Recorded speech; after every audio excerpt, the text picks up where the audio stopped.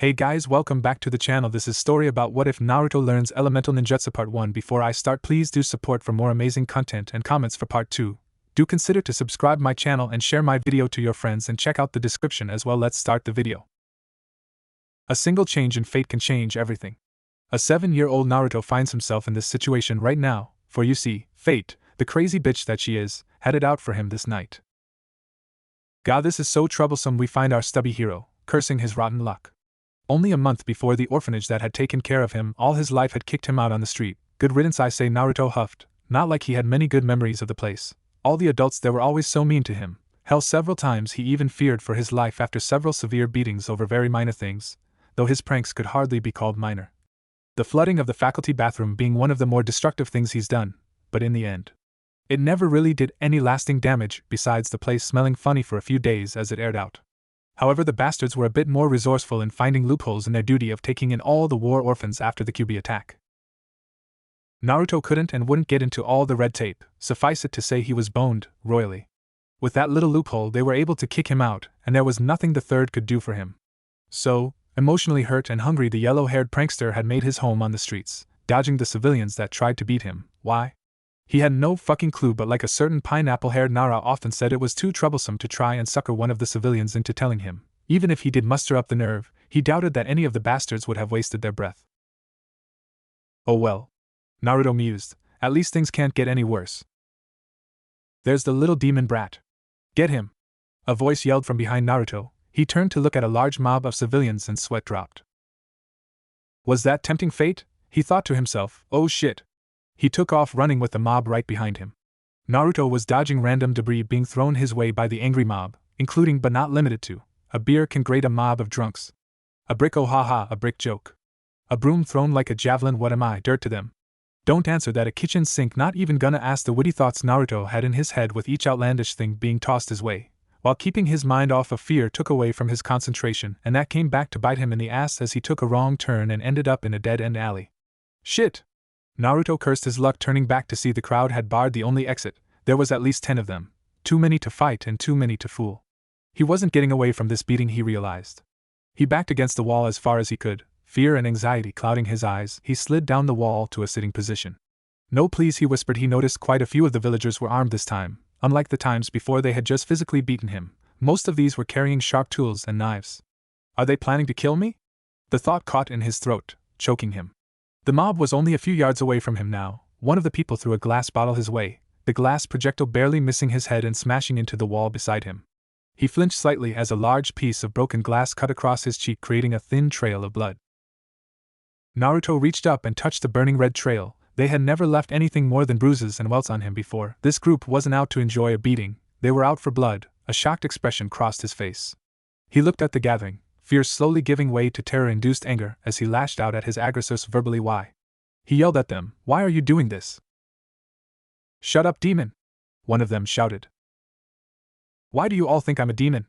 Have I ever hurt any of you? The boy cried. A few of the villagers looked at each other uncertain. His words rang with truth. The boy himself had never personally done anything to them, but the majority of the crowd just yelled back at him. You are a demon, boy. You cannot fool us with your petty trickery. But why? He asked quietly. Only one of the people caught that. An overly drunk, overly fat man who had a large scar across his face spoke up in a slurred voice. I'll tell you why, you little demon fox. The man hiccuped lightly, drawing away from his angry appearance for a moment before a deep glare filled his face. How old are you, boy? Naruto's face scrunched in confusion. I'm 7. Why? The man's face grew dark. A menacing grin twitched across his face. He and your birthday? October 10th? He answered slowly, his mind racing about what this could mean. Would he finally learn why he was hated? But the real question was, would he want to know? Well then, the fat man grinned wider. What happened 7 years ago on October 10th? He laughed a dark laugh, his eyes focusing on the boy, causing Naruto to break out in a cold sweat. Naruto thought for a moment, what did happen 7 years ago? The only thing I can think of is no, it can't. His face turned from confusion to shock as he stared at the fat man only a dozen feet from him, turning an ivory shade of white as he paled in front of the crowd of angry drunks. Know it, he finally said at length. Oh, but it can, demon boy, the man spat out, venom and malice in his voice. That night the 4th Hokage killed the 9-tailed demon fox. You were born not moments after. You, boy, are the 9-tailed fox reincarnated. It can't be. Naruto looked horrified. A sudden surge of power rushed through him, as a tingling ran through his arms. Those whisker marks and that wound that's healed on your cheek are proof enough of the demon inside of you, the man said with finality. Naruto felt for the wound again, and in horror he realized it was gone, healed almost instantly. He knew he had a healing factor, and that alone wasn't really normal, but this was just too much for him. No, just why? His voice squeaked lightly. This time no one heard him as he hung his head in shame. I'm the fox? He thought quietly before he was broken out of his self-pity by a loud roar. He looked up sharply and saw the thugs rushing him. Naruto raised his hands in defense, and time seemed to slow down for him. Naruto looked at the men approaching. The tingling he felt moments before turned into a bitter cold with a sharp wind flowing around him. The men charging stopped quickly, looking at the boy in front of them. Around Naruto was a raging gale of wind, and the moisture in the air had frozen. Ice began forming around him, freezing the blades of the weapons the men carried before they shattered into pieces. Most of the men looked at the boy in shock and fear, but the fat man from before had a look of utter rage on his face. See, he is a demon, the man spat. Pulling out a large wooden club, he rushed forward, preparing to crush the boy's skull. Naruto raised his hand in defense, and the ice around him rose to meet the challenge. Unfortunately, the man did not feel the pain, drunk as he was, as the ice speared him in the stomach. With a look of shock, he brought the club down on Naruto's skull, and a splitting pain ran through Naruto's head before everything went dark. Naruto sat up and looked around. He was in a sewer with dark corridors leading away from him. In front of him was a large room, the steam and heat from the room causing a sticky feeling to break out on his skin. The only thing that seemed out of place in the dank pipe-filled chamber was a large gate-like thing in front of him. There was a small piece of paper on the gate with the kanji 4 seal written on it. Naruto felt strangely sick in the place, like an evil presence was watching him. Where am I? He spoke softly, not expecting a reply.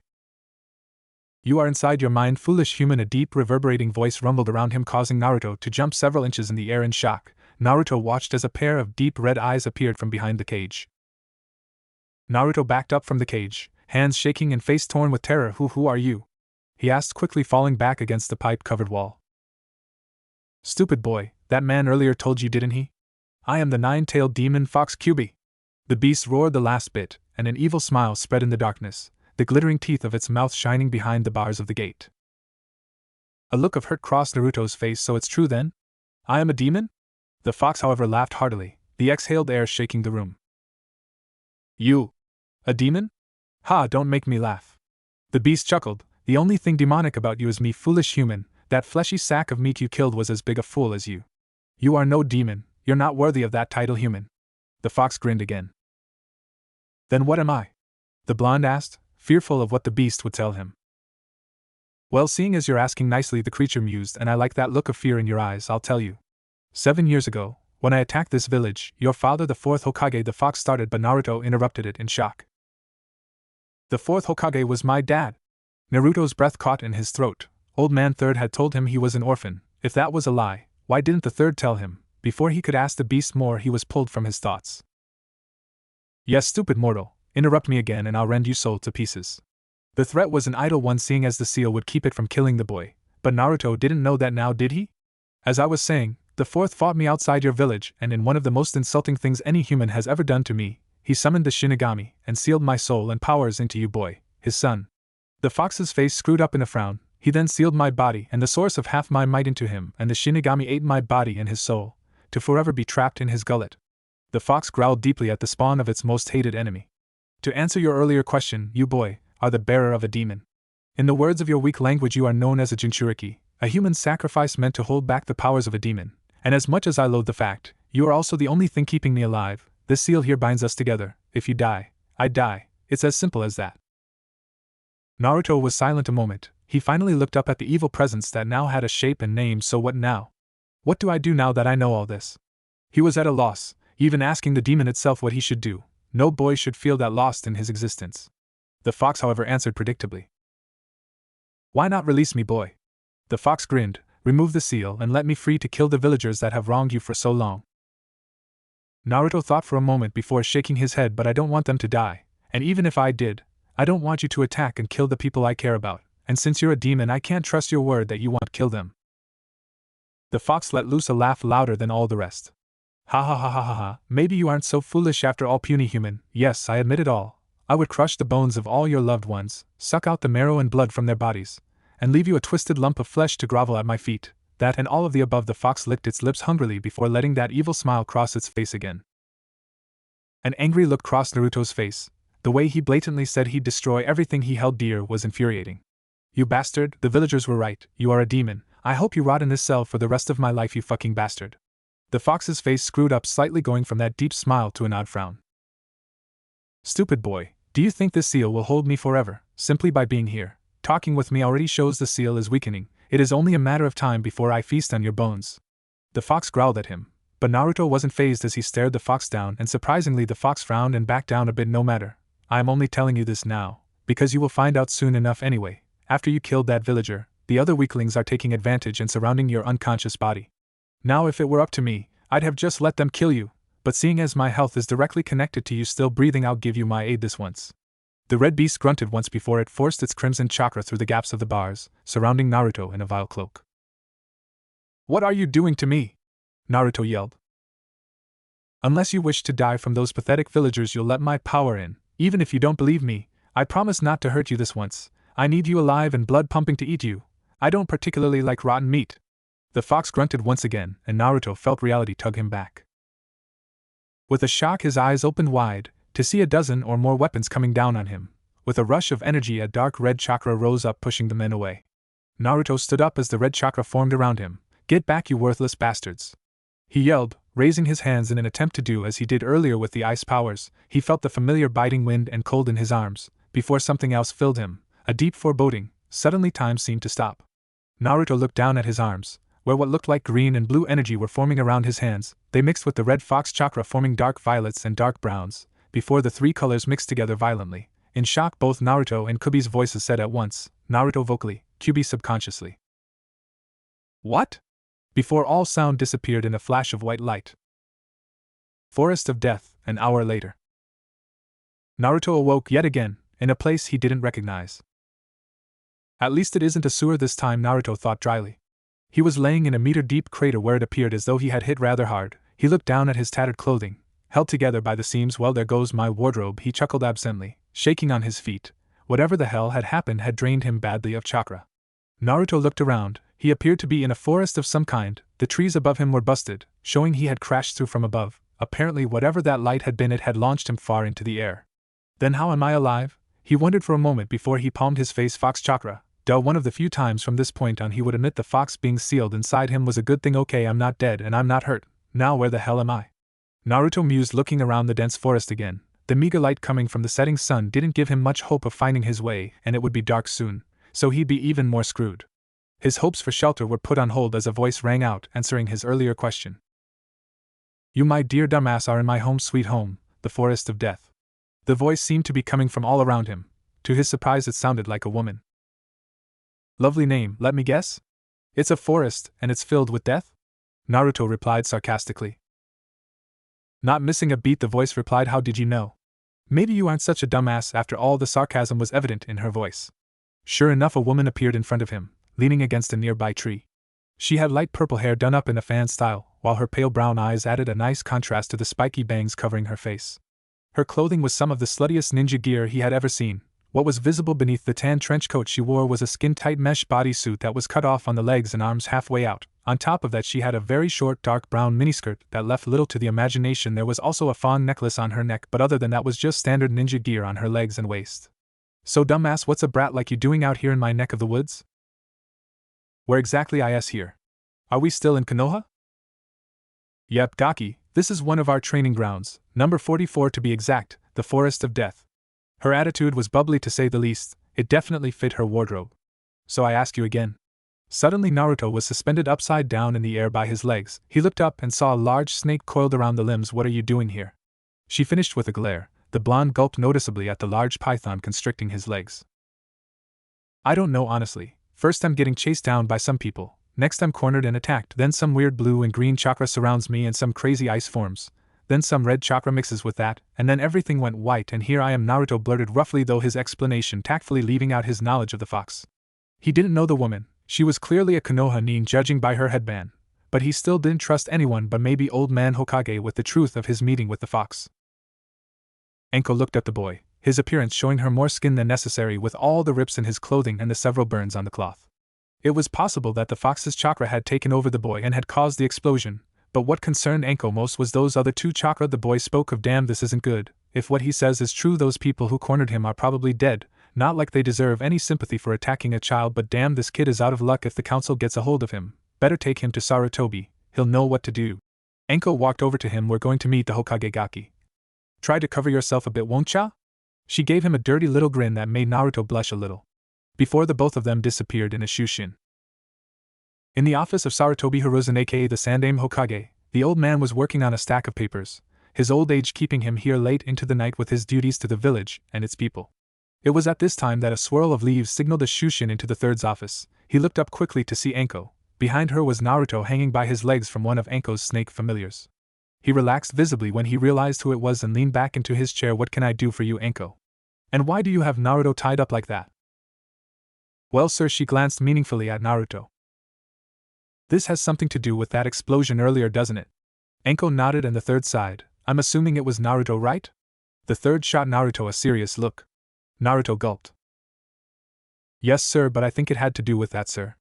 Anko explained. The third's face became solemn as he pondered what to do next.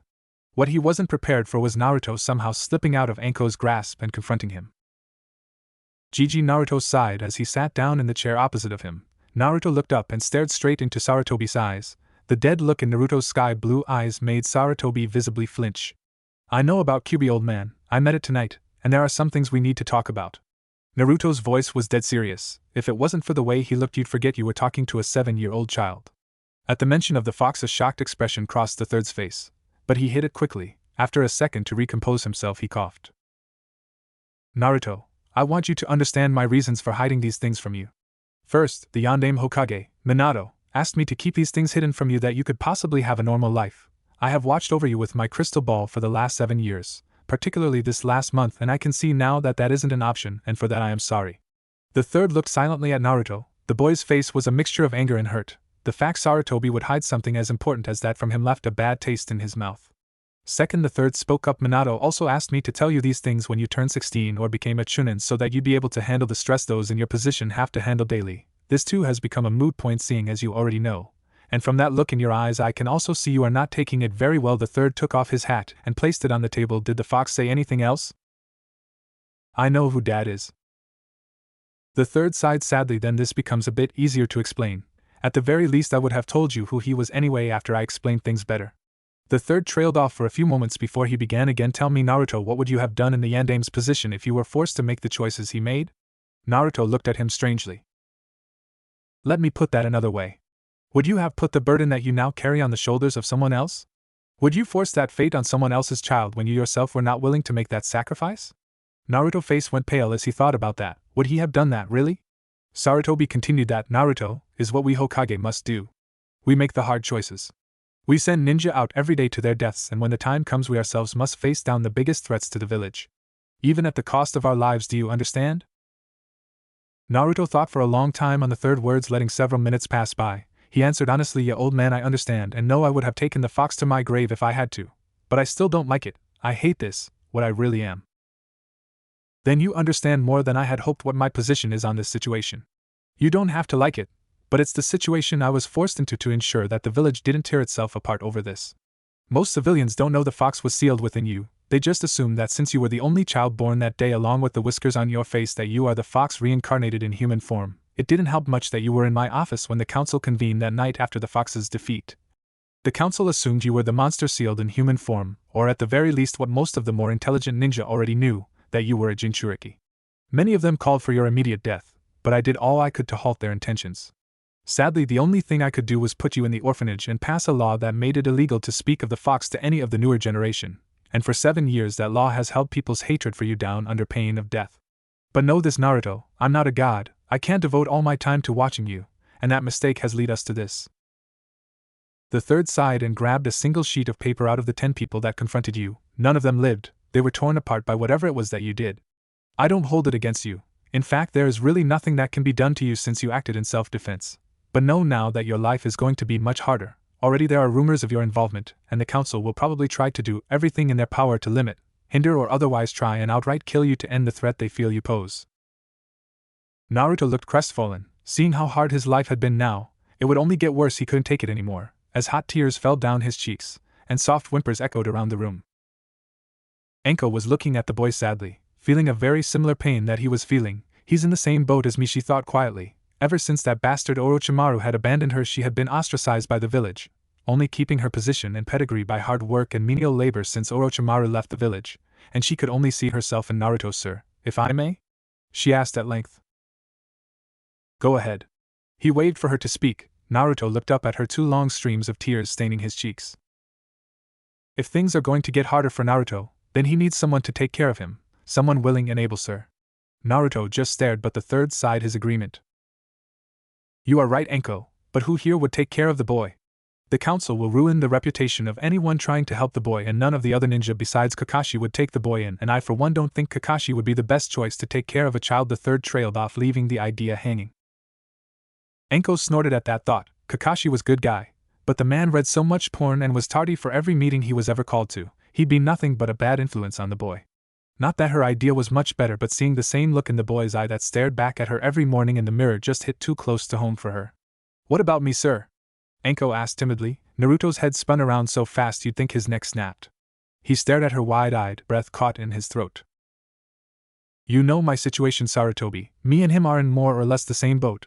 The council won't touch either of us due to our situation, and it's better to have someone to lean on than stand alone, am I right? Enko smiled sadly. The third sighed. He was getting too old for this shit. I don't know if I can trust you with this one, Enko. This is a very serious. The third was about to continue when Enko cut him off.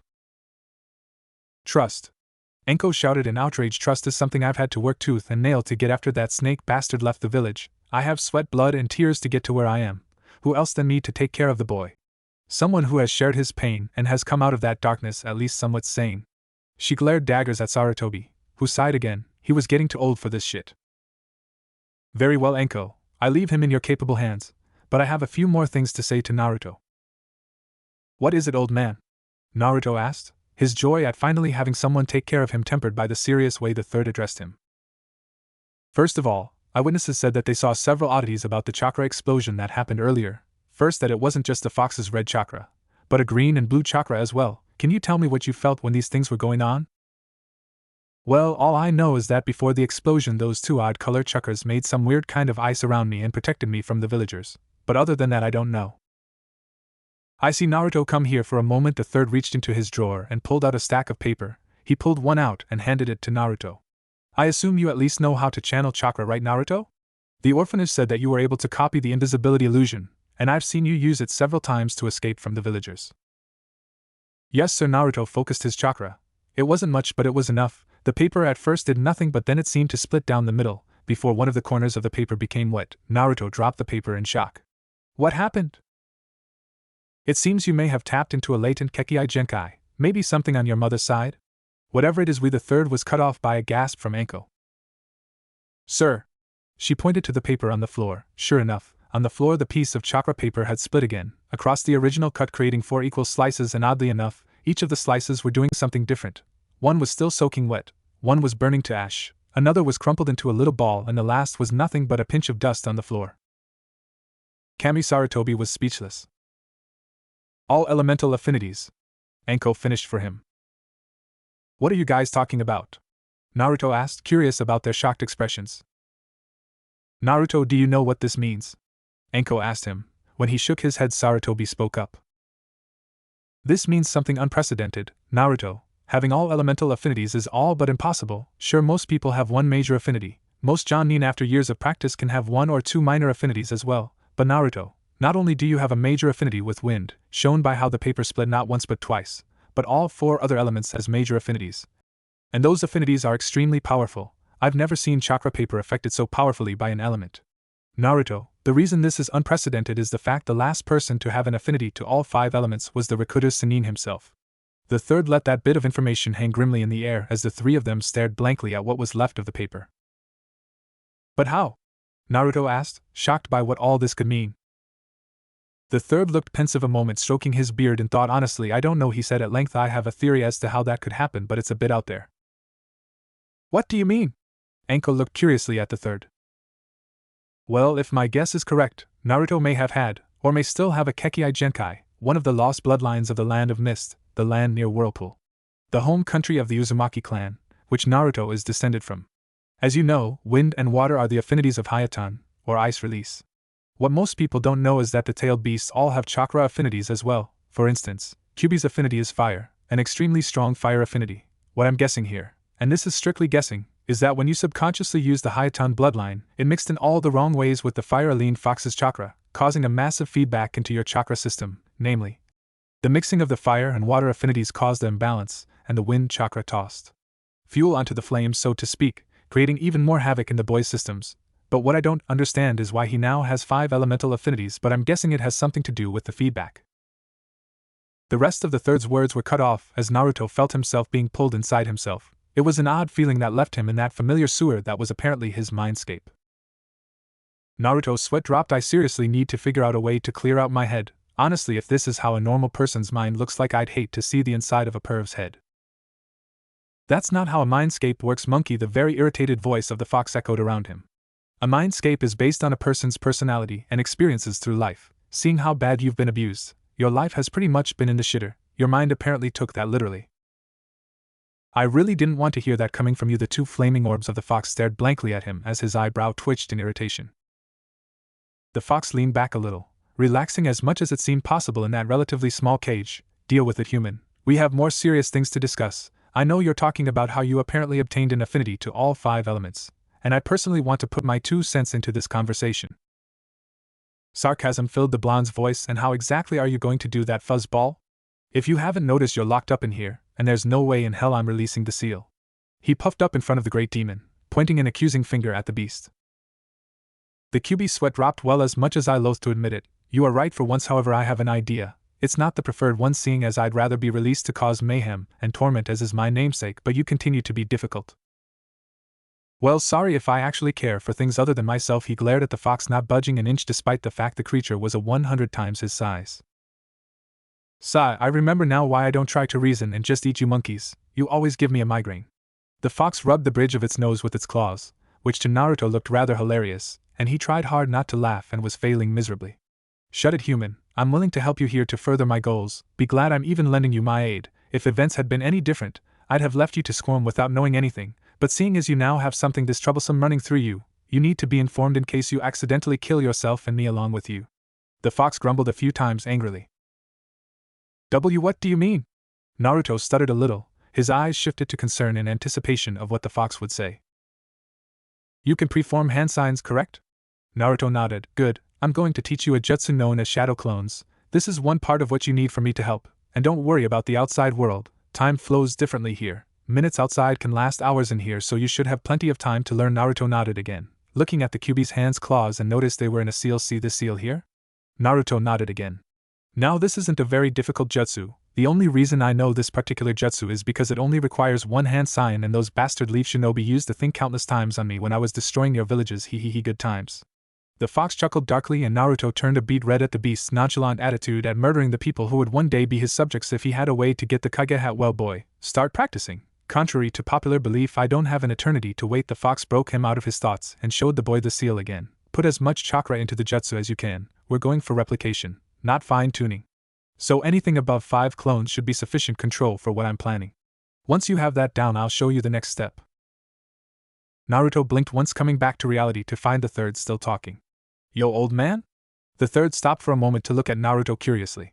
I don't really know how to say this, but well, Kyuubi wants to talk to you. The third stared blankly at Naruto for a moment before shouting.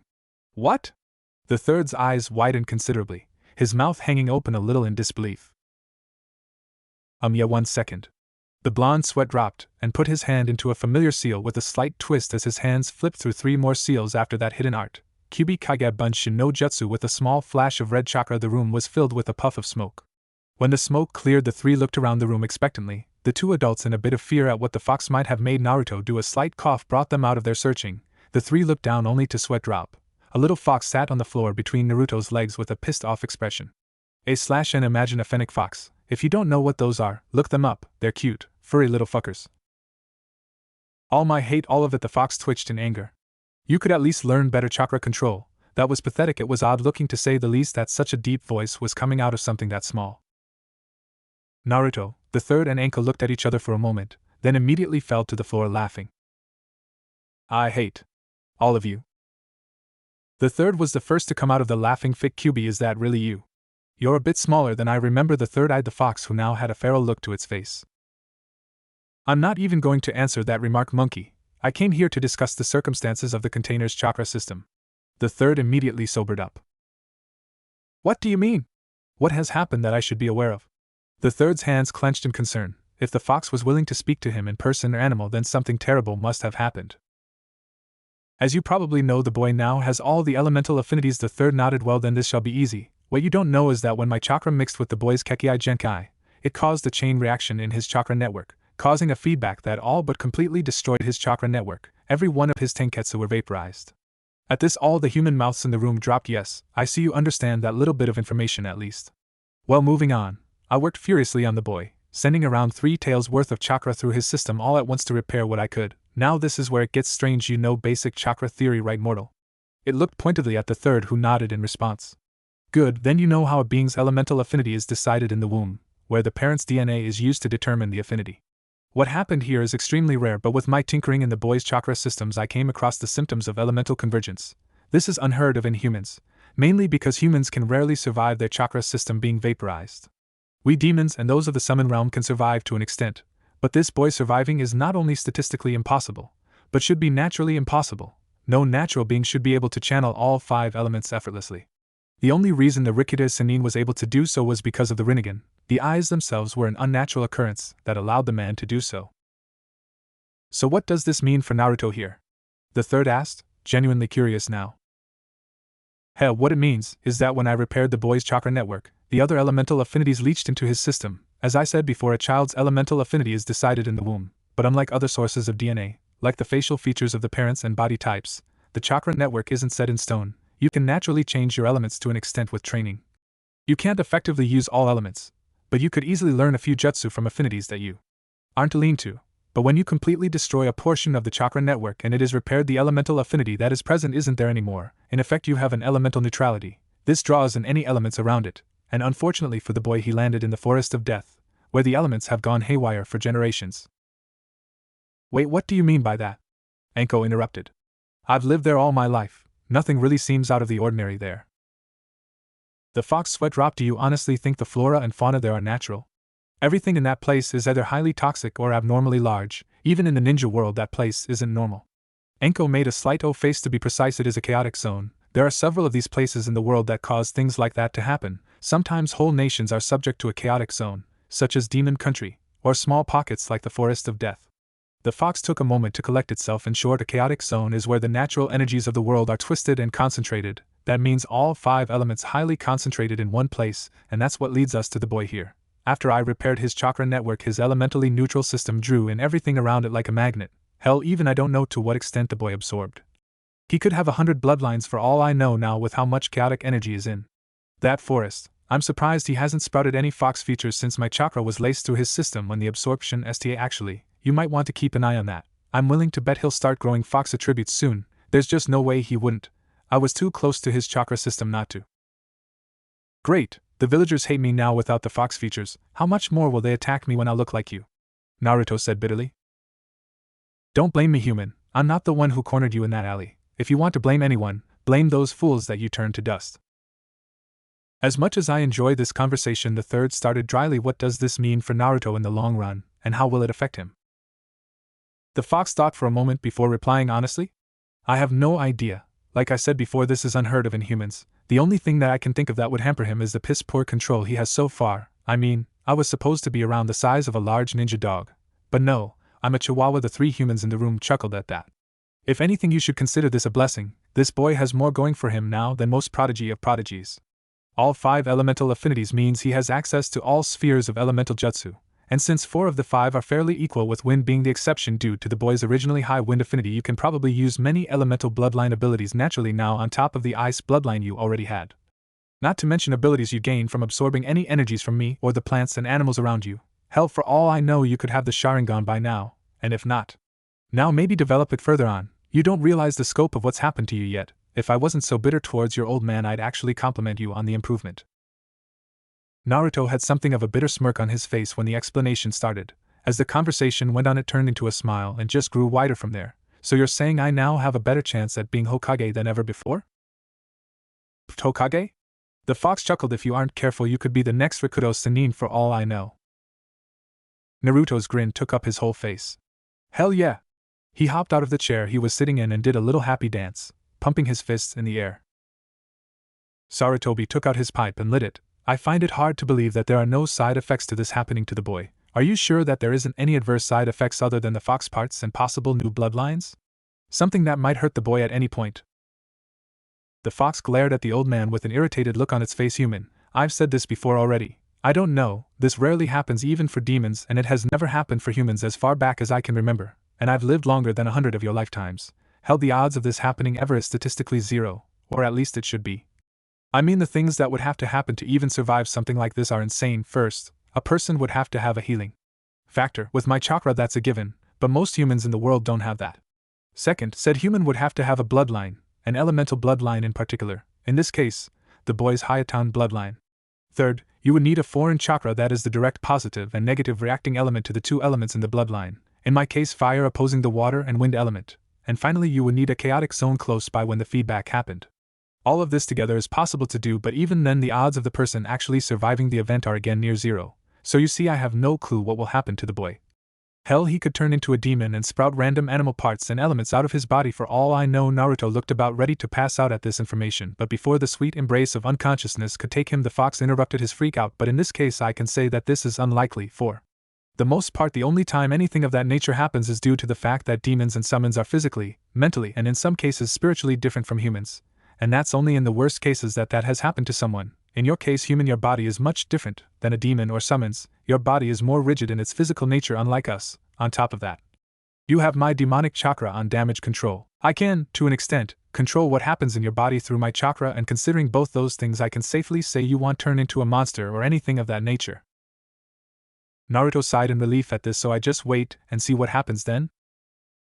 Basically, yes. Other than that, maybe try and work on all your elemental affinities and see what you can do with them all now. If you have the capability of multiple elemental bloodlines, then it's possible to unlock a few of these and other more physical bloodlines you may have absorbed early to help you later in life. The third listened to all of this, quietly weighing his options in the matter. On the one hand, the boy's life was turned on its head. The civilians would soon be out for blood. If he was to have any sense of normality, he needed an out. Enko was a good start.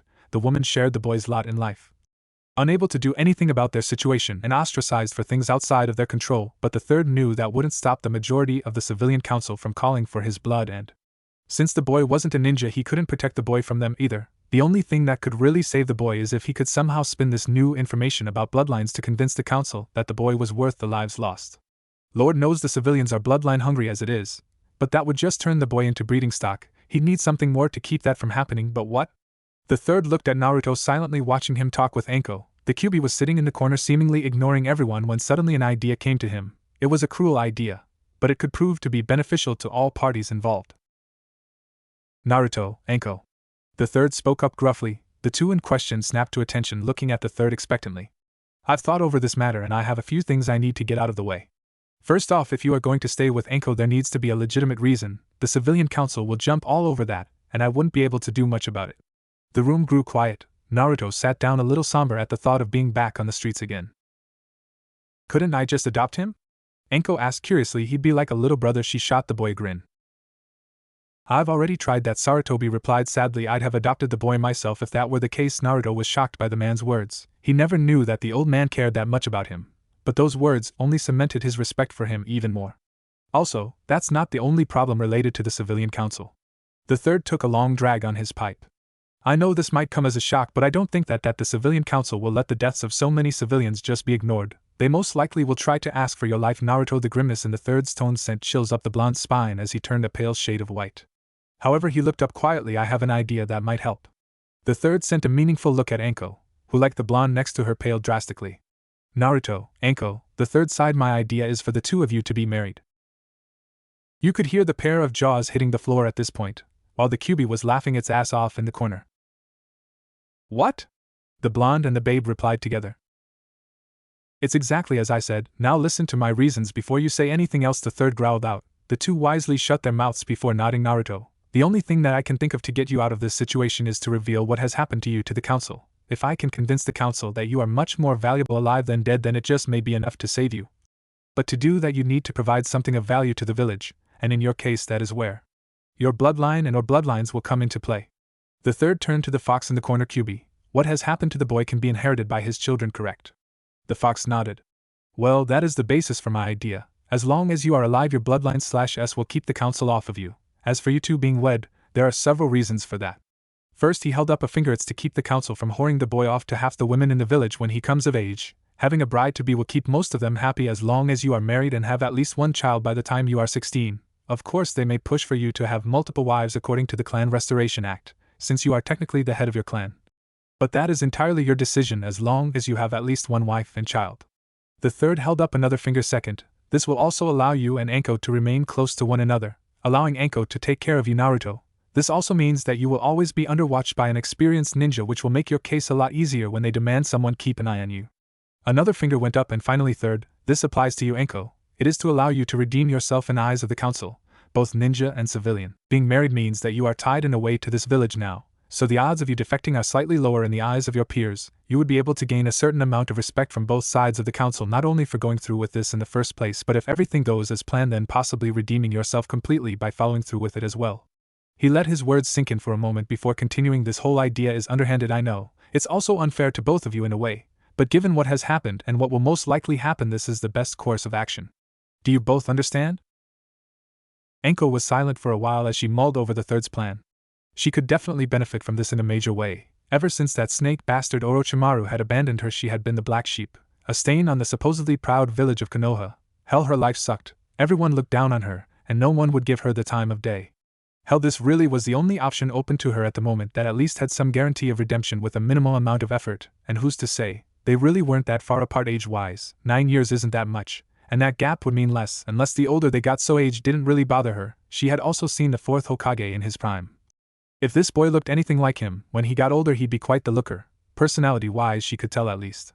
Mentally, the boy was older than he appeared. That came with the whole I have no family and I grew up on my own mentality, but if all else failed, she'd have the rest of his young life to groom the boy in anything he currently lacked. So to cap off her mental checklist, he had the looks, mentality, prestige, most likely ability given this new development in his powers, and with that he'd also have the finances down after he grew up a bit, and could take on missions. So really, what problem did she have? Well, she could think of one as she stole a glance at the boy's pants. No, bad Anko, she mentally berated herself. Orochimaru is the pedophile, not you. Though that didn't stop her from glancing at the boy's crotch again. If the gaki was packing heat when the time came for them to truly tie the knot, she could say with certainty that he'd be one hell of a hubby. Naruto, on the other hand, was completely blank. As soon as the third had finished speaking, the hamster wheel stopped spinning and the gears locked up. I'm going to be married, he thought stupidly. Is that what I want? Really? The boy was stumped. He had never thought about the future. The only real goal he had set for himself was getting the hat from the old man. Becoming Hokage really was his only dream, but what about a family? A wife? Those thoughts running through the boy's head were confusing him to no end. Hell, a 7-year-old wasn't meant to think about his future in that way. Give him another 8 to 10 years and maybe he'd be ready for that responsibility. But no, he had to make the choice now. He knew that the third wouldn't force this on him. It was his choice after all, but given the way things were, it really was the only choice.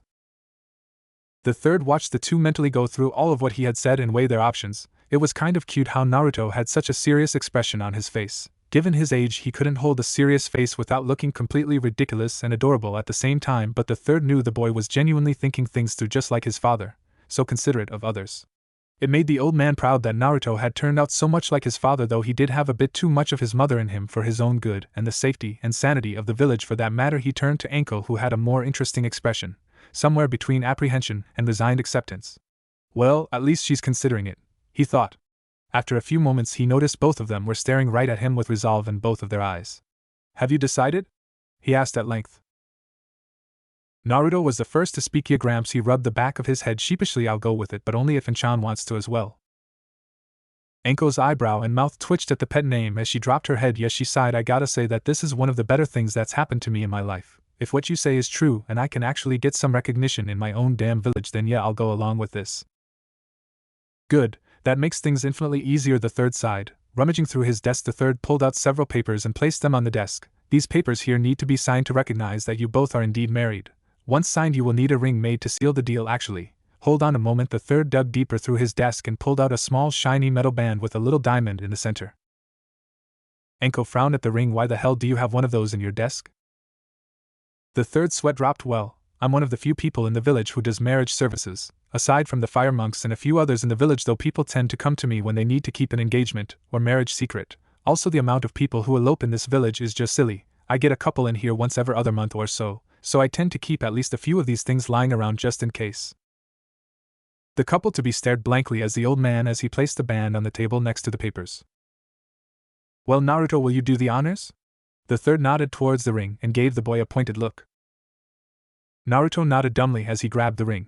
Gulping hard, the boy climbed up into the chair to be level with Enko. The boy gulped once before kneeling on one knee. Enko raised an eyebrow at this. If it wasn't for the fact that the person kneeling in front of her was a 7-year-old, she'd have been flattered. As it stood though, she was trying hard not to giggle at the ridiculous sight. Naruto gulped hard and tried asking the question. Enko Ch-chan, the boy stuttered. Will you marry me? The boy had seen people do this before, but doing it himself was an entirely different story. He felt weird doing it, uncomfortable even, like people were staring, though it was probably just Enko who looked to be on the verge of falling on her ass from laughter. Enko looked at her future husband and chuckled mentally. The brat's got guts, I'll give him that. She reached out her left hand. Sure, brat, I'll marry you. But when the time comes, I hope you can handle me. She winked at him with a devious little smirk. Naruto nodded solemnly. I will, Enko-chan. I'll take responsibility and take care of you when we get married. The boy didn't realize exactly what he had just said, or maybe he did and the adults in the room just took it the wrong way. Yeah, that. Enko couldn't take it anymore and fell to the floor laughing. The third had a perverted grin and a small trail of blood coming from his nose. Kyubi, well, he was asleep, but the wide grin on his face showed he was well aware of what his idiot container had just said. It wasn't that funny, he huffed. Yeah, it was gawky. Enko cackled from the floor, still laughing hard. Naruto frowned. He didn't like being laughed at like that. I'll show her, he thought mischievously. A small devious grin spread across his face as the prankster in him welled up. Walking over to Enko, he slipped the ring on her finger, and in a bold move that shocked even Kyubi of all things, he leaned down and kissed Enko on the lips. The third choked on his pipe. Kyubi's ears shot up and his eyes flew open. Enko, well, she was frozen, that cheeky bastard, she thought in shock. With that devious smirk still on his lips, he chuckled. Thank you, Enko-chan, I'll take good care of you when we're married. Apparently Naruto wasn't as dumb as he looked. Enko and the third both turned bright red at the way the boy said good, and Kyubi burst out laughing in the corner. Ha ha ha. If it's one thing I like about you, boy, it's that devious nature of yours. Got the blood of the kitsune in you, no doubt about it. Naruto walked smugly back to his chair as he waited for the other humans in the room to compose themselves after that little stunt of his. Oi, you little brat! The snake mistress fumed as she got up off the floor and approached the boy with a menacing gleam in her eyes, cracking her knuckles loudly. The third turned away from the beating that was about to ensue, and judging from the sounds coming from behind him, he was wise to do so. The third turned back to see Naruto with a large anime-style whelp on his head with a black eye to match. Ahem, now that you've both kissed and made up, he chuckled when the two yelled at him for that cheeky remark. It's down to business. Sign the forms here and make this marriage official. The third handed them a pen. Enko signed it first. She gave the pen to Naruto, who looked at the paper warily. Is there something wrong, Naruto? The third asked, concerned at what was stopping the boy. Well. Yes? I can't write. The adults and Fox in the room face vaulted. The third picked himself up off the floor. What do you mean you can't write? Didn't the caretakers in the orphanage teach you? He raised one eyebrow when the boy looked down, ashamed. No, they didn't. They really didn't teach me anything. I had to teach myself. At this, both eyebrows rose. The boy had taught himself everything he knew. That alone filled the old man with anger. He would have a long talk with the orphanage staff after this was all over and done with, and by talk he meant torture and interrogation. Naruto, just sign with an X and stamp your thumbprint in blood. That will be more than enough written proof. Naruto nodded, used the pen to cross an X next to Enko's name, then used a kunai letter opener to slice his thumb open. He dipped the other thumb in the small pool of blood just enough to coat and pushed it onto the paper, leaving a thumbprint slightly smudged but clear enough to show a majority of the boy's fingerprint. The third looked over the paper for a moment before signing it himself as a witness. Well then, by the power vested in me by the Fire Daimyo, the head monk of the Fire Temple and the good people of Konoha, I now pronounce you husband and wife. You may kiss the bride. He motioned his hand suggestively with a grin on his face. Enko looked at Naruto, who looked back at her. Well, he's already kissed me once. She rolled her eyes and leaned towards him. Naruto pulled himself together and leaned in as well. For a moment their lips met. Surprisingly, it was a rather long kiss. Naruto broke the kiss. Pulling back, you could see he had a slight blush on his face, Anko was in a similar state. He's actually a good kisser, she giggled to herself. I can't wait to see what he's like when he's older. Well then, the third coughed, a similar blush on his face and a tissue in his nose. I think it's time we break the news to the council. I'll call an emergency meeting now. You two wait here and get to know each other while I take care of things. The third stood up before walking out to his secretary. Tonight's going to be a long night. After an hour of waiting in the third's office, the third walked back inside to talk to the newly married couple, only to find them both sound asleep.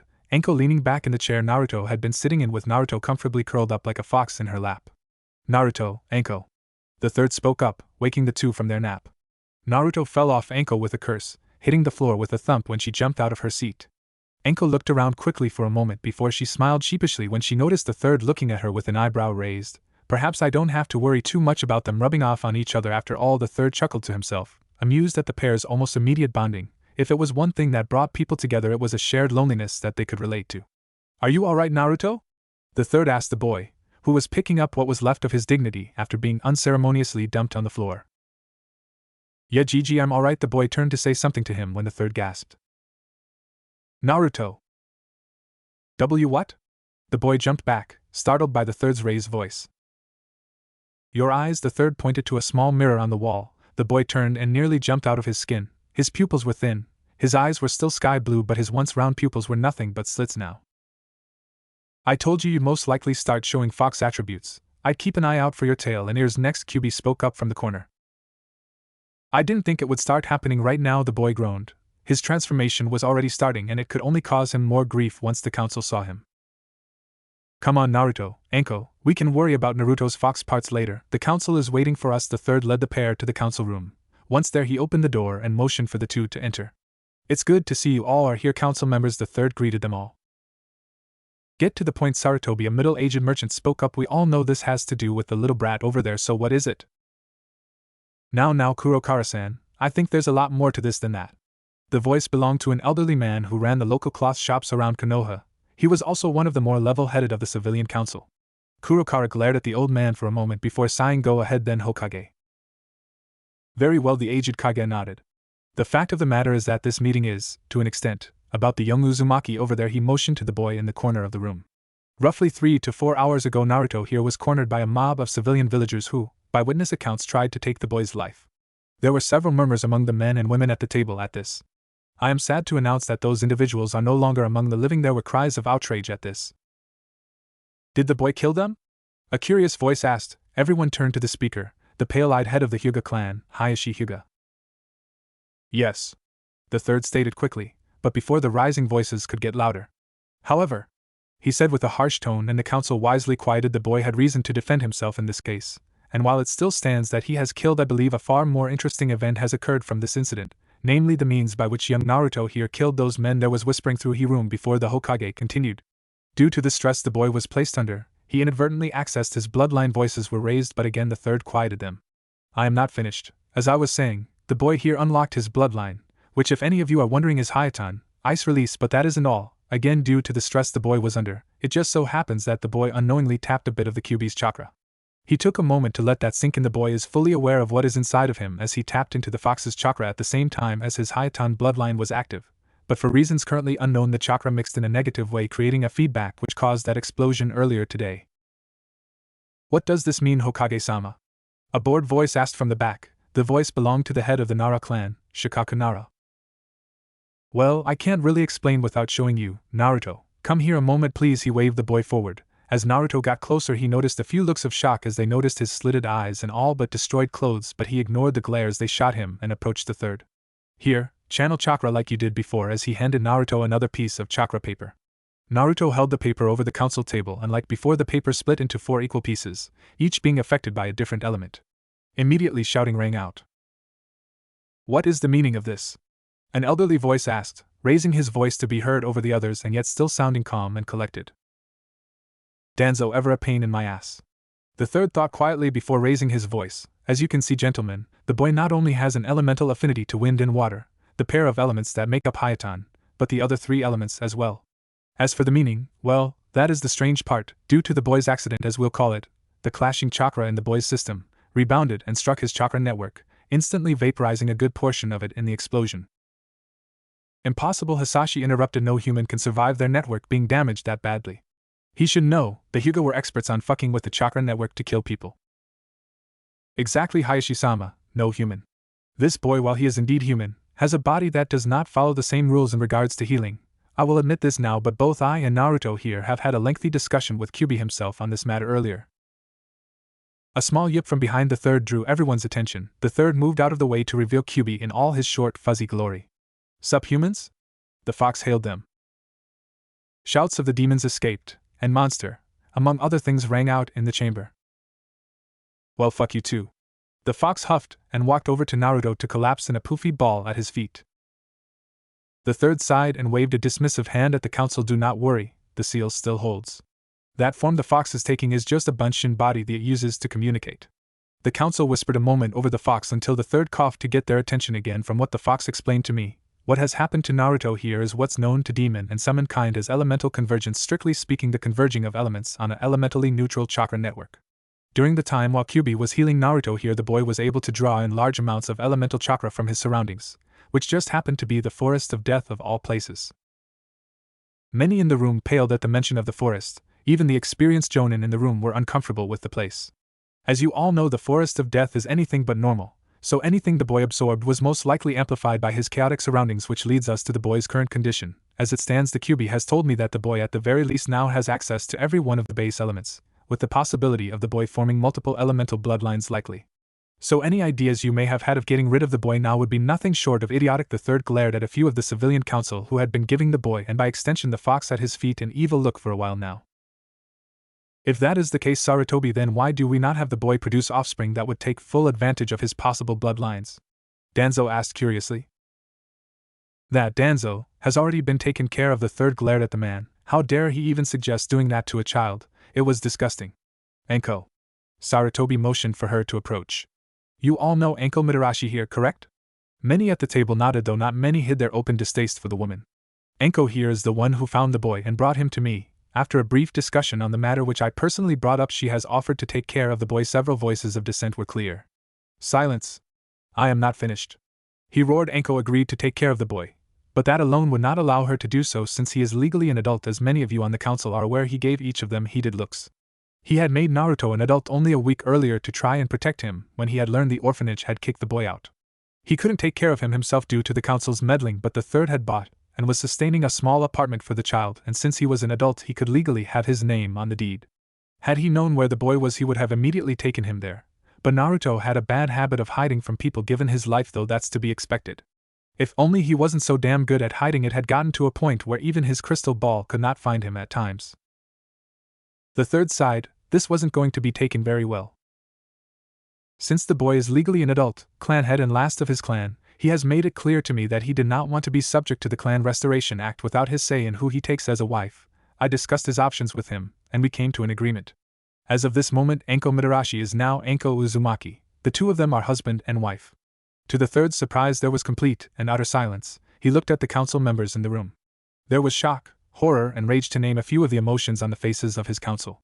Before any could speak, the third continued. "Both of them agreed to this. I have the documentation showing as such, and if you want a second opinion, I'm more than willing to let Inoichi-san look through my memories to show that both signed the document of their own free will. Also, Naruto has made it clear that since he is now married, he is no longer subject to a council-ordered marriage or conception of a child so long as he is married and has at least one child by the age of 16. Any other woman he takes as a wife under the CRA is entirely his choice.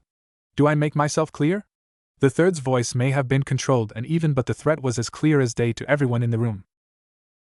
Many of the civilian council who would have pressed for the boy's death, expulsion, or forced a marriage given his new possible bloodlines nodded in agreement. After all, what could they do? The boy had clearly acted in self-defense when that mob attacked him, and even if they could press the issue, they wouldn't, not with the potential for a whole new string of bloodlines that could come from the boy. To them he was now even more of a necessary evil. Danzo, on the other hand, was sitting quietly to the side of things. On the outside he was as calm and collected as ever, but on the inside he was seething. "Well played, Sarutobi, well played. You knew I would make a pass at the child, as I've pushed to weaponize him on several occasions, but this? I never expected you to convince a child to do something as foolish as this. Foolish, but given the circumstances, genius as well." Danzo sighed before glaring at the third and ever so slightly nodding his agreement, thinking to himself, "I know when I've been outplayed, Sarutobi. I'll back off for now." The third noticed Danzo's reaction and let out a mental sigh of relief. Danzo's backing down. Good, that means I've won this round. None of the others would dare try anything if Danzo is staying out of it. The third looked at the rest of the council. Sure enough, none of them seemed keen on arguing. If there is anything else any of you would like to add, please do so. The room was silent for almost a minute before the third sighed. Very well, this meeting is adjourned, dismissed. The council rose at the third's words and walked silently out of the room, thinking about what they had just heard. That was fun, the fox yawned. Well, this body is almost out of chakra. Later, monkeys, a puff of smoke signified its departure. The third watched the fox go. Naruto, he spoke up, startling the boy from his thoughts. Why yes, Gigi? Naruto fidgeted slightly. His nerves were shot to hell watching the council debate his fate. He couldn't describe the feeling when he realized he wouldn't end up a test subject, or a breeding factory. I hope that you are happy with what has happened, he said at length, his voice quivering slightly in sadness. I know I can never apologize enough for not being able to take care of you. Had I the chance, I'd have adopted you immediately. But sadly, I was never able to convince the council of my intentions. They saw you as a threat, and in my weakness I never confronted that decision, and for that I am deeply sorry. It's okay, old man. I may have been alone, but I never really felt alone when I knew you cared about me. That and the Ichirakas were a big help too. The boy let out an ear to your smile. I bet they were, the third chuckled. Don't worry so much, the boy sighed. I have people who care about me, and that's all I could ever really ask for in life, and besides, I'm technically not alone anymore, am I, Inchan? The boy sent a sly smirk at Enko, who was a few feet away. The girl in question blushed slightly. Oh, that little bastard, she thought in embarrassment. I'm so getting him back for that. Yes, I do believe you're right, Naruto, the third laughed.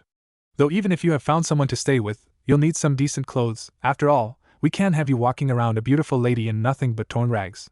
The third nodded to the boy's clothing, which had all but been forgotten.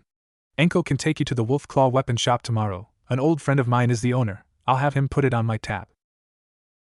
Thanks, old man. Naruto hugged him tightly. No problem, Naruto, he chuckled, hugging the boy back. I think it's time for both of you to head home. Enko? Enko walked up behind Naruto and placed a hand on his shoulder. Yes, sir. Come, Gaki. It's nappy time and I need my beauty sleep. Naruto snorted at that before the two of them disappeared in a shunshin. The third sat in the council chambers for several moments, wondering just what the future held for Naruto, before he too disappeared in a swirl of leaves. I'll never get used to that, Naruto choked, when the two appeared on the edge of a fenced-in forest. You just need to build up your strength. Your body can't handle the changes in speed yet. That comes with growing up and getting stronger. Enko rubbed her hand through his hair, ruffling the blonde mop and making it spikier than ever. Where are we anyway? Naruto looked around at the forest curiously. Enko smirked back at the forest of death. Naruto looked confused. What the hell are we doing here for? Well, considering I live here, she trailed off, a grin plastered on her face.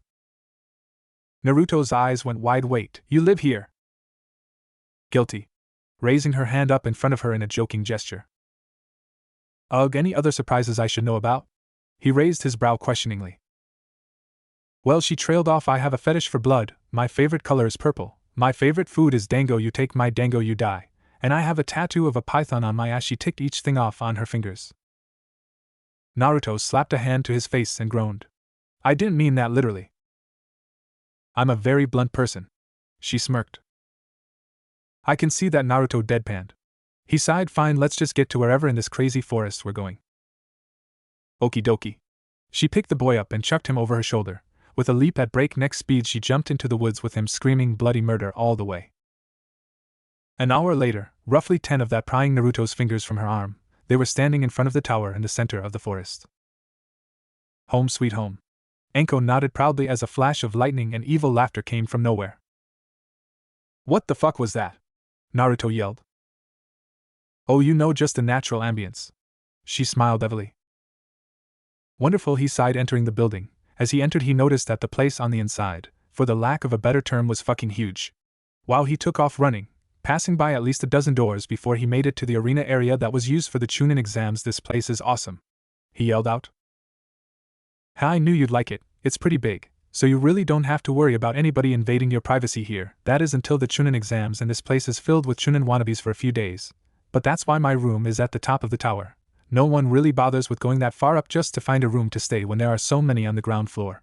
She grabbed his hand and took him on a tour of the place, pointing out the large cafeteria and all the bathrooms in the building. The showering area was large too, looking like a gym shower, but that was to be expected in a place like this.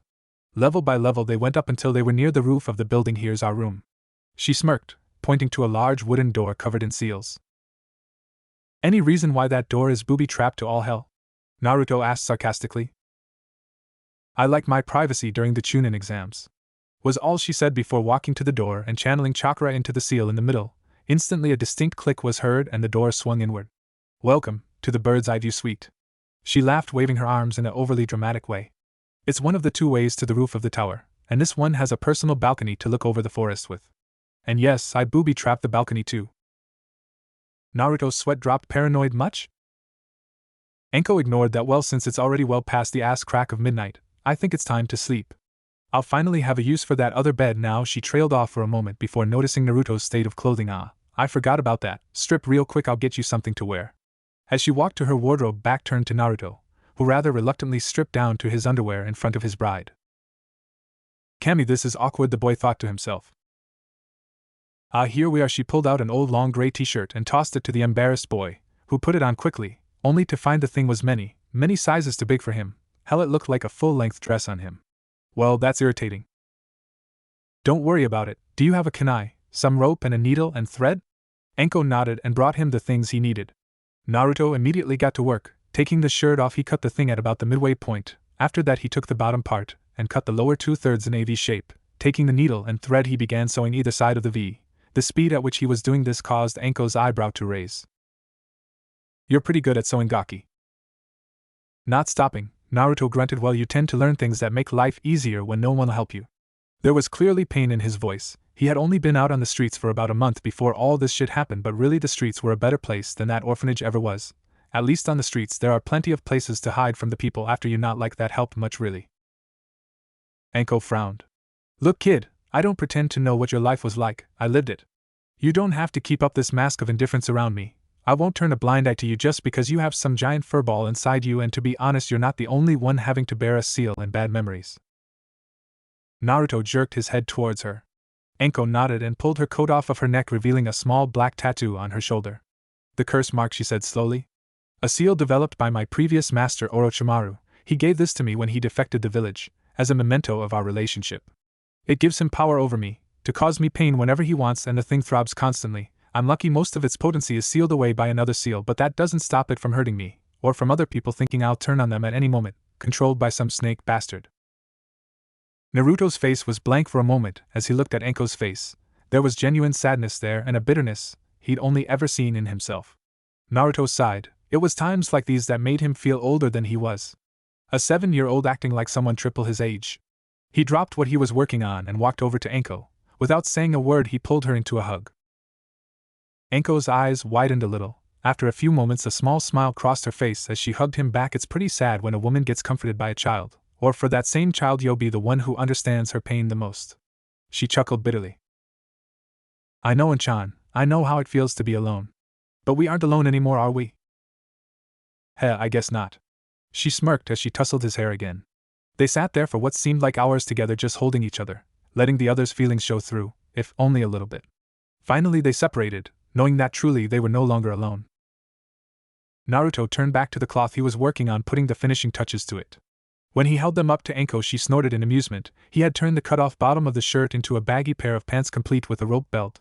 The top half of the shirt he sewed along the bottom to make a clean edge. All in all, it turned out to be a nice set of clothes for him, at least until he could buy some ninja clothing. Not bad at all," she appraised him.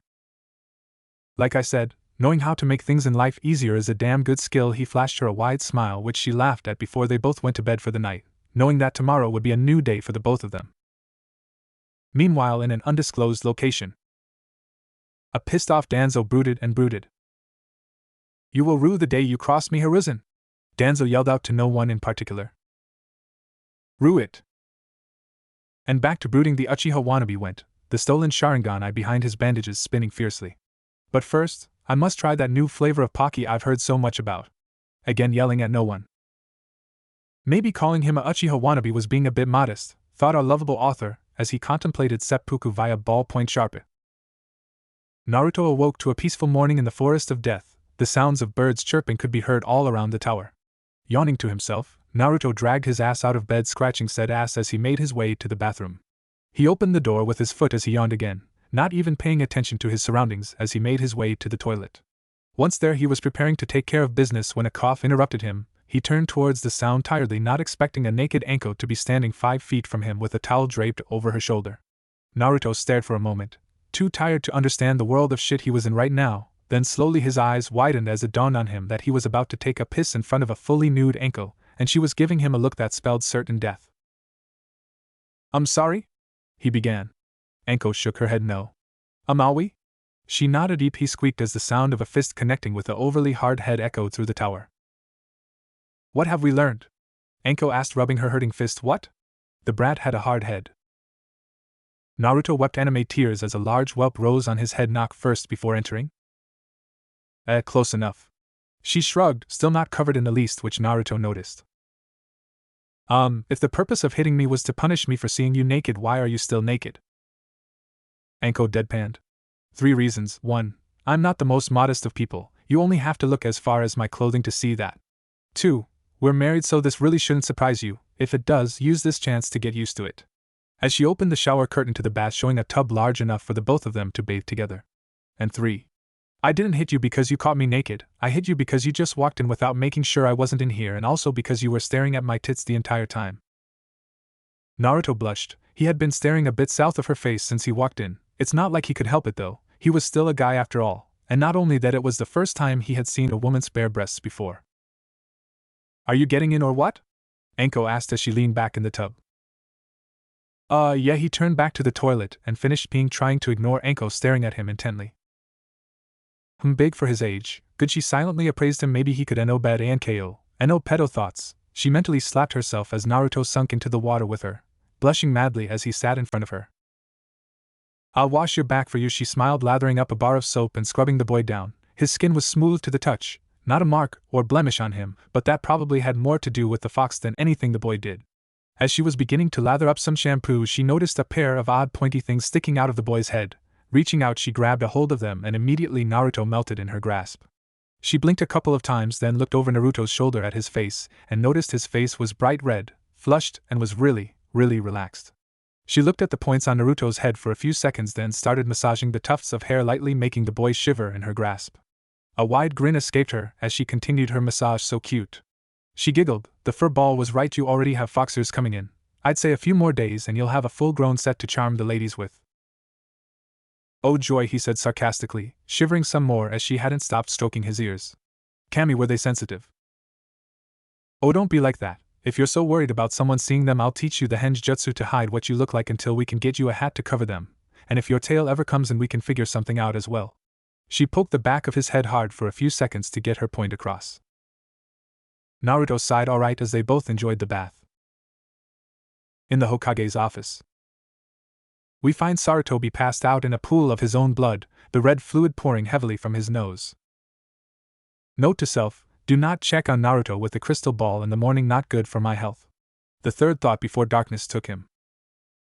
Back with our odd couple, we find them walking down the main streets of Konoha with the aroma of the market district filling the air.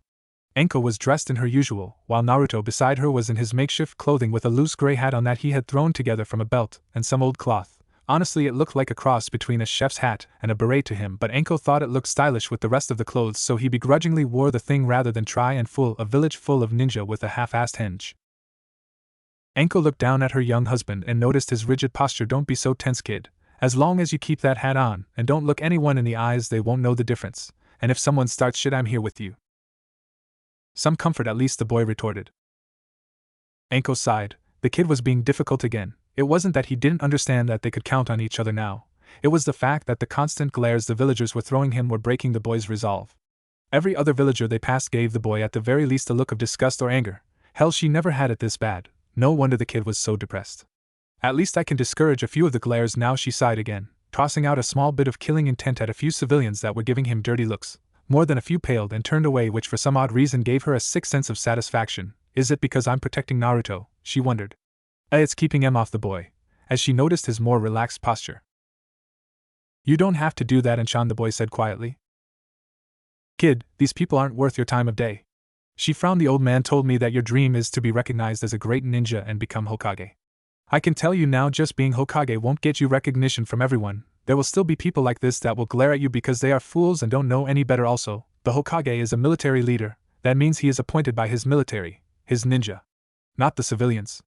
If you really want to get some recognition, show the ninjas who you are first, and the civilians will follow. The boy froze at what Anko had said. Really? He thought to himself. He turned to Anko with a small smile on his face. Thank you, Inchan. Anytime, Gaki. The walk to the wolf claw weapon shop from there was in a deep but comfortable silence. Welcome. A cheerful voice greeted them as they entered the shop. Can I help you with anything? The man behind the counter asked. He looked to be a middle-aged man with graying hair and a cheerful face. If anything, he reminded Naruto of old man Ichiraku. Hey, Dustin, Anko greeted. We're here for some threads for the Gaki here.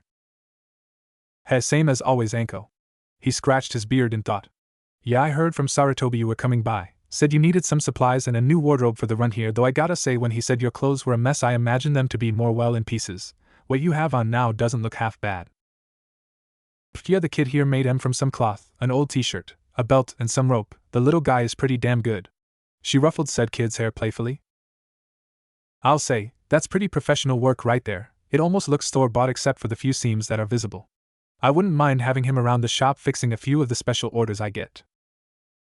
I'll keep that in mind if he ever needs a job. Yeah, Dustin chuckled, but on to business. What's on the kid's to-do list? I'll help you find anything you want, Sarutobi said to put it on his tab so you can get just about anything you want. Well, we need some scrolls on elemental manipulation, one for each element. I see the rumors are true. After all, Dustin interrupted her. Word is the kid's got all the elements under his belt, am I right? Yeah, Anko whispered, but keep that under your hat. I'd like for those rumors to stay rumors for as long as possible. No need to make things harder on him. You don't even need to ask. I'm a good friend of Sarutobi's. I wouldn't be unless he and I shared views on things. And Naruto is one of the things we see eye to eye on. You're straight with me as long as you don't stiff the bill. Anko chuckled. As pragmatic as ever, I guess. Well, as I was saying, we need scrolls on elemental manipulation. Just the basics for now since I've really only ever covered earth manipulation. Dustin nodded. He'll also need some kunai and shuriken. Preferably the practice kind if you have them. I don't need him cutting anything off before I can get to it. She raised an eyebrow in his general direction, and Naruto could only chuckle nervously. I see the other rumor is true too, Dustin remarked dryly. Under the hat, old man, or it won't be the boy that loses something to a kunai. She growled. Easy, easy. He held his hands in front of him defensively.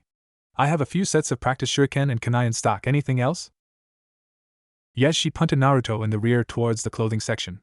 Go fetch Gaki. I'm not a dog. Naruto grumbled. No, you're a little fox. Now get, before I do that thing I did to you this morning again. She flashed him a hungry little grin. Naruto paled visibly and took off into the rows of clothing. Dustin turned to Anko. Do I even want to know? He deadpanned. Nope. A few minutes passed before Naruto came back. The two adults in the room turned and their eyebrows rose. Naruto apparently had good taste in clothing.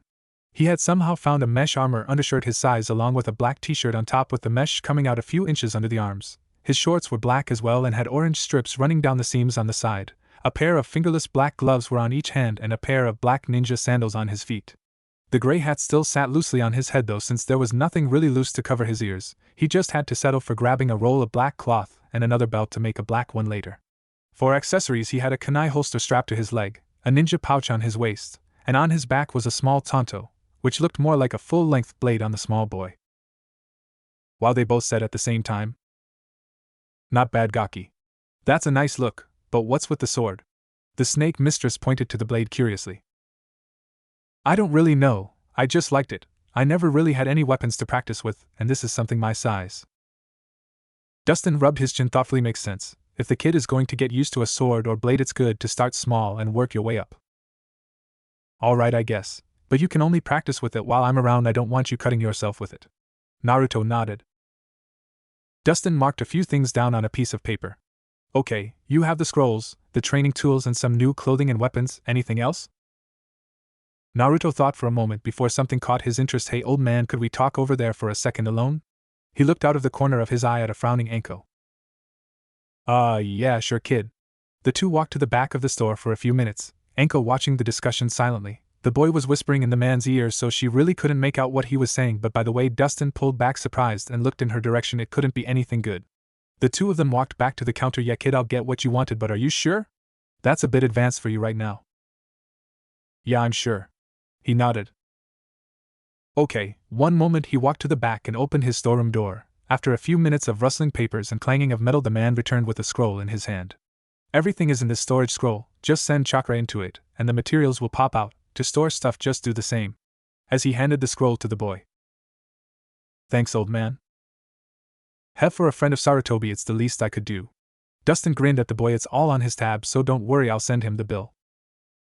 Hee. Thanks, he smiled back as the pair walked out of the store. Dustin's smile slowly turned somber as he watched the two walk away through the window. A small yawn from behind him turned the man around. Looking around, he noticed his daughter standing in the stairway to the living area. Who was that, Daddy? The girl asked, the buns in her hair bouncing as she yawned again. Just a friend, Tenten, the son of a good friend, a man who I respected greatly. His voice was quiet as Tenten nodded sleepily and walked into the kitchen. Minato, he whispered, your son is going to make one hell of a ninja, I just know it. Mind telling me what's in the scroll? Enko asked sweetly, a little too sweetly. Naruto looked warily at her. No, he held the scroll behind him. An eyebrow rose. Why? It's a surprise. The boy stuck his tongue out at her. And we're husband and wife now, tell me what's in the scroll. She whispered angrily. No, he growled at her and turned away. Gaki, just hey! Get your ass back here! She yelled at him when she noticed he had started running away from her towards a nearby playground. Will you brat, get back here! She chased after him. The chase lasted a good 10 minutes as they ran through the busy market district, and Enko had to admit, the kid was fast for his age. Hell, he was almost as fast as a high-ranked genin, and the way he weaved in and out of crowds of people baffled her. Hey, catch me if you can, Naruto whispered to himself as he made his way to the playground. He took to jumping from stall to stall as his destination came into view. Almost there, he laughed. As he made a final leap to one of the slides, unfortunately for him, he overshot it a bit and lost his footing. Shit, he cursed as he lost his balance and fell over the edge.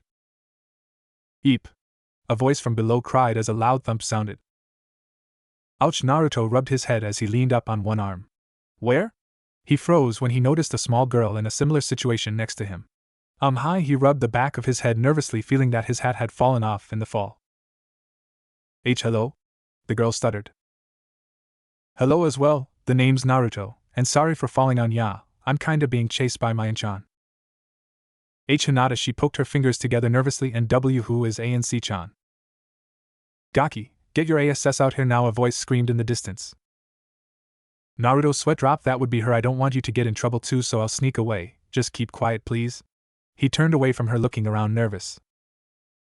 Ayano, Naruto-san? Yeah? He turned to her curiously. Is this your H-hat? She held up the thing in question. Yeah, thanks. He flashed her a smile that made the girl feel all fuzzy on the inside as he put the hat on his head. Thanks for the help, I kinda needed it. You know you're a nice person. He flashed another smile that made her melt. Thank you? Hinata blushed. No problem, see ya. He jumped over the fence that separated the playground from the road and ran off. There you are, you brat, come back here! A voice yelled in the distance. And Naruto-san, no, Naruto-kun, the girl thought to herself. He's nice, not like father, and those ears on his head. The girl blushed again. She had peeked at the boy's head when he was looking around, and said appendages had grown enough to be noticeable above his hair. So cute. Naruto shivered slightly. I suddenly feel threatened. He shivered again with Enko not far behind him. Several hours later, top of the Hokage monument, sunset. Damn it, Gaki, Enko choked out, huffing in exhaustion. I told you already it was a secret.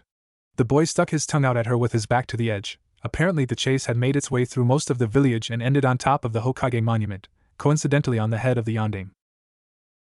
Alright already, Enko gasped, it's a secret. Now get your happy ass over here away from the edge. Naruto looked at her for a moment defensively, relaxing slightly when Enko backed off. Will you promise not to take the scroll? Yeah, I promise, now hurry up. Naruto slowly made his way towards her, keeping the scroll tight in his fist. Hurry up, damn it! She growled. Naruto approached her warily, keeping an eye on her hands.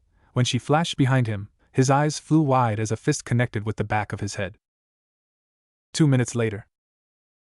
Okay, I deserve that one, Naruto thought, weeping anime tears. What have we learned? Again? Don't piss you off? He rubbed the large knot on his head comically. Close enough.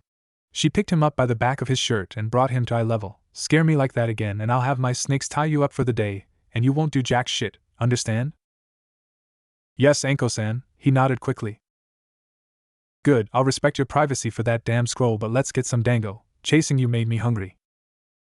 Wait, Anchan. The boy grabbed her coat. What is it, Gaki? She turned around and crouched low, hearing the pleading in the boy's voice. I'm sorry about scaring you. I didn't just run away to get away from you, I kinda wanted to show you my special place. His voice trailed off as he nervously looked away. Anko turned beet red for a moment, thinking he meant well, something dirty. But the boy turned away from her and pointed towards the western wall of the village. Anko looked and her voice caught in her throat. In front of her was a view she had never seen before. The entire village was bathed in a crimson sunset. It was too beautiful to even say anything. She only knelt close to Naruto and enveloped him in a hug from behind. Neither one said anything. They just sat there and watched the sunset, turning the world from red to orange, orange to purple, and finally ending in a deep ocean blue that gave way to the first stars of the night. Anko was silent for a long time after that, still holding on to the boy for dear life. Finally her voice, nothing but a whisper, broke the silence, and Naruto. Yeah? He whispered back. Thank you, she squeezed him tighter. A few minutes passed before Naruto spoke. Anko? Yeah? I can't breathe. Ah, she replied blankly, releasing the boy, who was turning an unhealthy shade of blue. Sorry. Naruto gasped as she let him go. Don't worry about it. Alright, Gaki, let's get going. I worked up an appetite chasing your ass around. After we get some food, we're going home. Okay, Anchan. He grabbed a hold of the woman's arm and the two of them walked to the nearest dango shop suggested by Anko via sharp, pointy, hurdy things.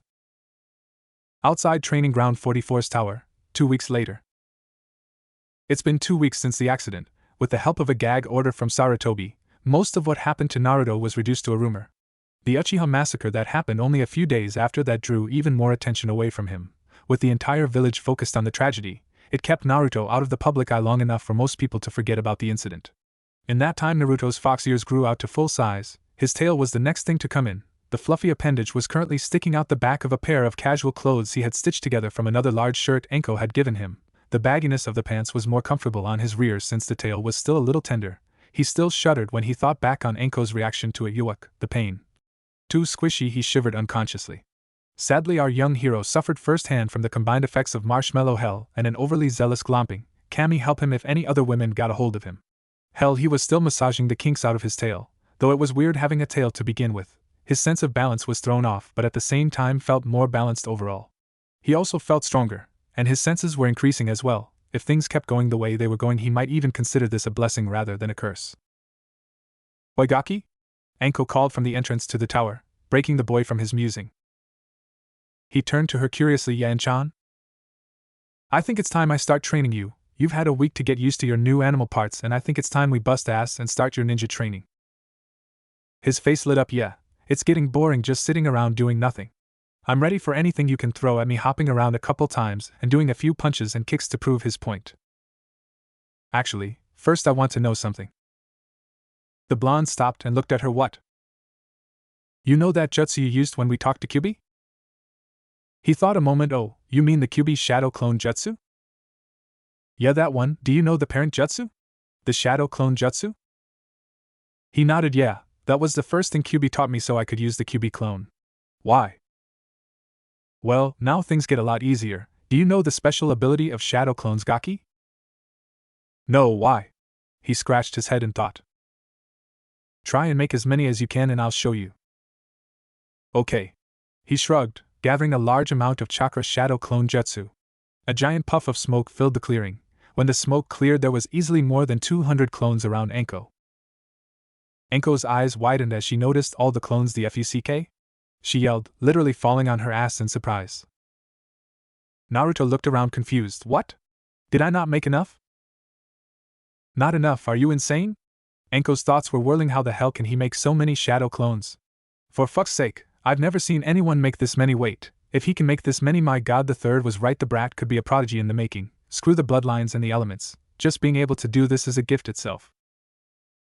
Amon-chan, are you alright? His voice was filled with concern. Why, yeah, just fine. The shock was finally beginning to wear off. Just the thought of what he could do with this many clones made her adrenaline rise. All the possibilities, all the no bad ANKO. No gangbang jutsus.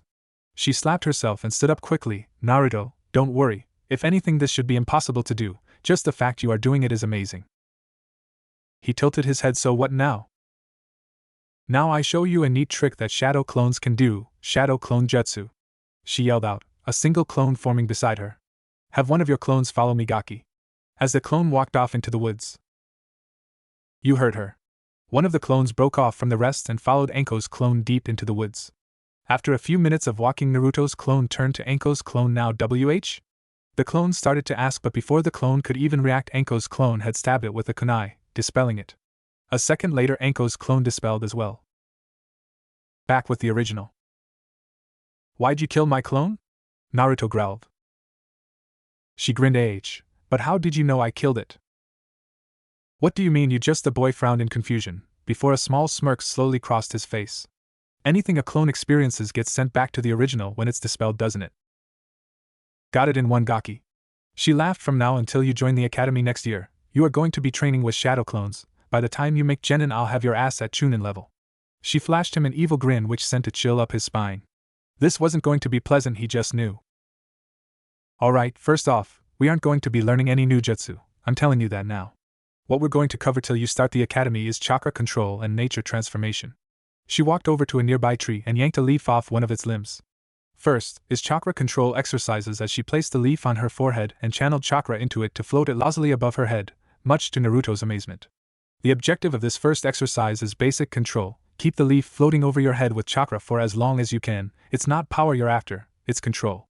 Since there's around 200 clones here, we'll have 100 working on chakra control, and 20 each working on a separate element. She grabbed the 5 elemental scrolls from her pouch and tossed them to one of the clones. Get to work, she then pointed to the original. You're coming with me. She was about to walk away when something stopped her. Oh. She yelled at the mass of clones, hey, if you need to dispel, don't do it all at once, or you'll give the original a bitch of a headache. She turned away from the mass of clones. Come on, let's go. The two of them walked to another clearing on the other side of the tower. So what are we doing over here? He asked curiously.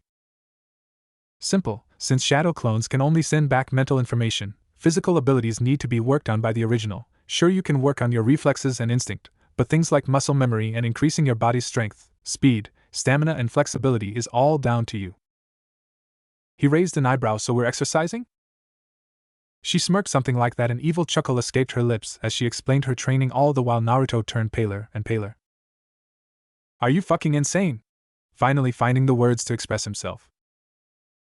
Maybe, she laughed. But that doesn't change the fact that you're going to do it. Naruto sighed. The sooner he got this over with, the sooner he could rest. Kami, it was going to be a long day. 200 push-ups, sit-ups, kicks, punches and squats all before lunch, and then I have to spar with her. Ugh, this is going to hurt. With the clones.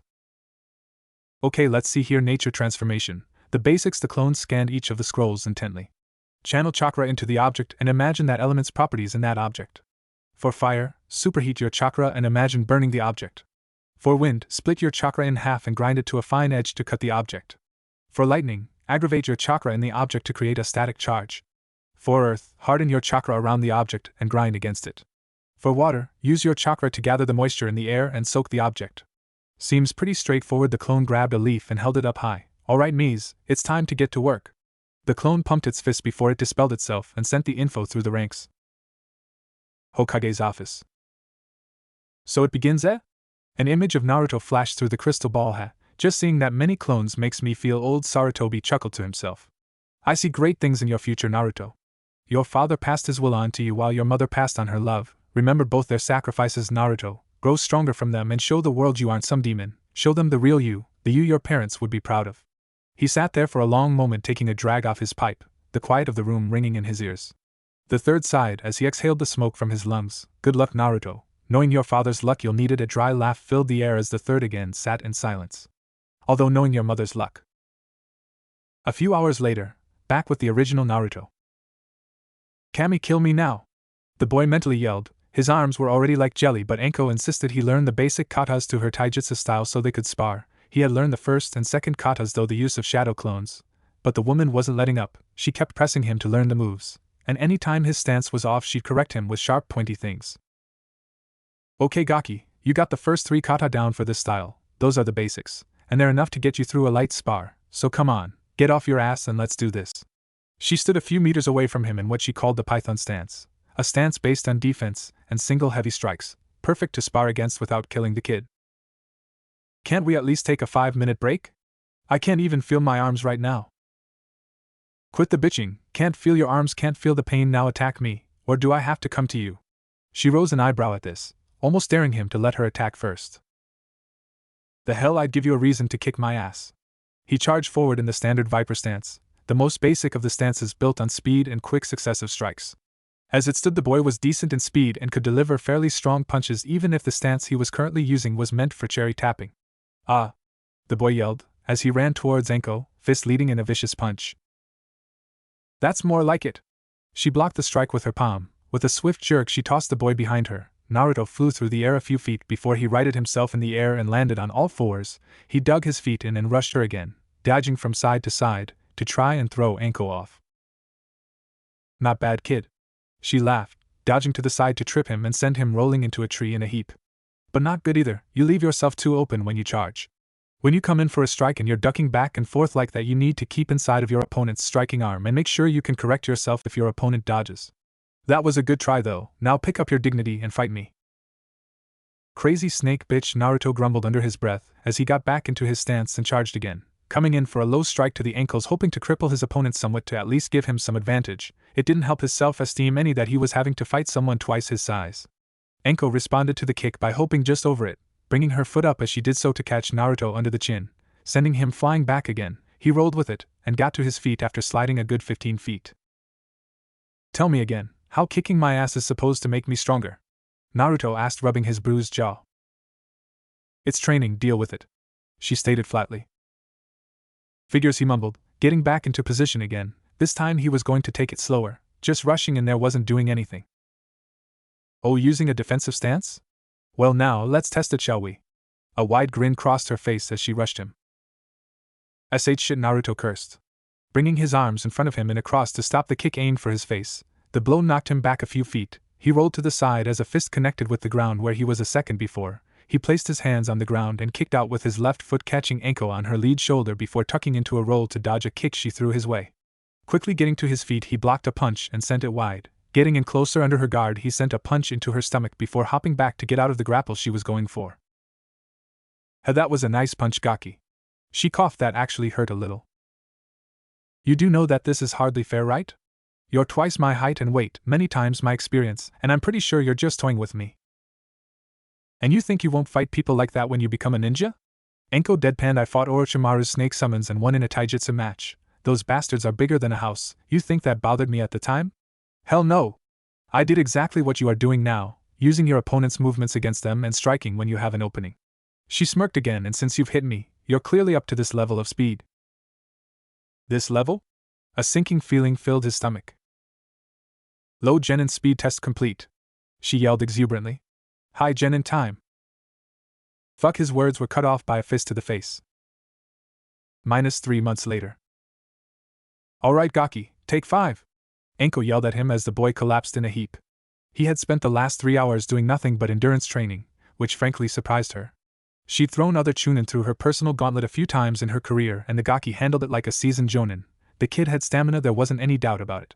Maybe he could use that stamina for other things. Kukukukuicharke bad anko. She slapped herself. No pedo thoughts. She looked out over the clearing to see her husband's clones at work. His chakra control and change in chakra nature training was going well. He'd gotten the leaf floating exercise after the first week of training, though even with his clones it took a while since he was still a child and his control was abysmal at best. Even now, tree climbing was still a bit difficult for him to maintain. Of course, she was also making him float leaves while climbing the trees to maximize the torture training. As for the change in nature training, he'd completed channeling all 5 elements into a leaf. He was struggling through the second part of the training though. It would most likely take him the rest of the year to finish the second step for each element. Enko's mouth cracked into a wicked smirk. Plenty of time to get the kid's ass-kicking potential up to snuff. The smirk spread out into a large ear-to-ear grin. The academy teachers won't know what the hell hit them. Kukukukukuicharke. -7 months later. The loud yells of children and the shuffling of feet surround the pair as they made their way through the crowd towards the academy doors. All around them there were children of several different age groups, the largest of which was right in front of them, the fresh meat as the older students joked. That first year would be starting point, where the dreams of many a genin hopeful would follow. Heh, a lot of competition, Gaki. Think you can handle it? Naruto snorted in amusement. Please, after that hell you put me through? He shot her a small glare. You should feel sorry for them. He pointed to the group in question who all seemed like they would play being ninja rather than just being ninja. Ha ha ha, yeah, I guess you're right. As they walked into the academy. Oh, and remember what I told you. Naruto got into his best Anko impression. Hold back just enough to make people think you're weaker than them. Deception is a ninja's bread and butter, yada yada yada. Yeah, I know. I'll keep my skills to myself for now, but that doesn't mean I won't do stupid shit in class. You never did beat that out of me. He chuckled at that last bit. Why would I beat the creativity out of you? Some of those pranks were pure gold, Gaki. A small hint of shock filled her voice, though Naruto knew it was bullshit, and she was fucking with him. One of the few things he couldn't stand about the woman, she hid her jokes so well that sometimes you didn't know she was making fun of you. Yeah, he chuckled after a few seconds. So any last-minute advice?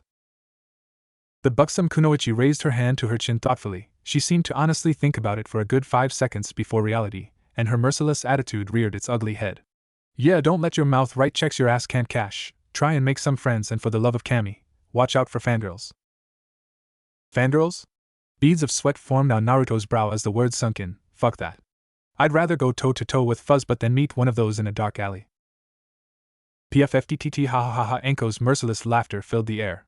That's a good mindset. Fangirls would tear you apart if they knew what kind of abilities you have at your fingertips. Hell, if I want to jump your bones when you're older, just think what a group of preteen girls would do. Naruto grew several shades of white. Plus I heard the Uchiha brat that survived that clan massacre is in your class. Heh, the boy has a fan club already. I'm surprised he's even alive right now with the way they're clawing at his door all the time. It took a moment before Naruto could recompose himself after that little mental torture Anko put him through. Okay, watch for fangirls, he shivered again. Try and make some friends and don't pick needless fights. Got it.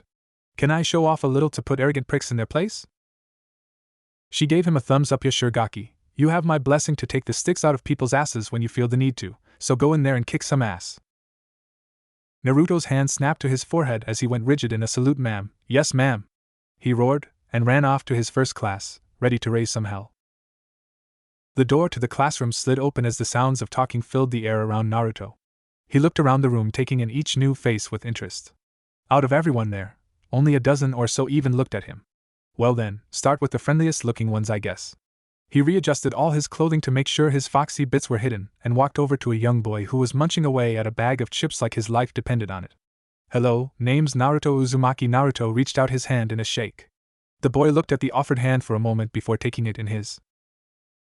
Choji Akamichi, he smiled, teeth flashing with some food between them. Choji, what have I said about swallowing your food before you talk? A bored voice droned from his side. Naruto turned to look at the boy next to Choji. Laid back, bored pineapple hairdo head. This guy looks interesting. He reached out his hand to the other kid. Naruto Uzumaki. Nice to meet you.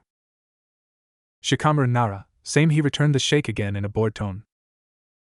After Naruto found his seat, he scanned the room. The other few people who still seemed interested in him were some kid with glasses and a long coat. Name was Shino, or something like that.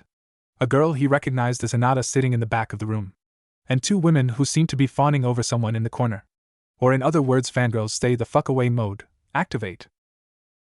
Yahoo! A voice yelled from the back of the room. The 3 boys turned to see a wild-looking boy in a hoodie hopping up and down in joy. Oi, dog boy, keep it down! Naruto yelled at him. He had smelled a strong scent of dog when he walked in thanks to his new fox-like nature, but he couldn't place where it was coming from. Looking at the wild boy now, he could tell the smell was coming from him. The dog boy turned to Naruto with a scowl on his face. You wanna start something, huh? Heh, I don't start things, dog breath, I finish them. He replied in a cold tone that sent shivers up the spines of several people in the room. Oh, I am so thanking Anko for teaching me that killing intent trick. The look on everyone's face is priceless. The dog boy paled a little bit, and a bead of sweat formed on his brow, but other than that he was holding up rather well. Why you picking a fight? He stuttered slightly. Nah, only if you start it, but I won't do anything unless you do something. I'm here to make friends and learn how to be a ninja, so what do you say? Friends? He reached his hand out for the 3rd time that day and smiled a genuine smile.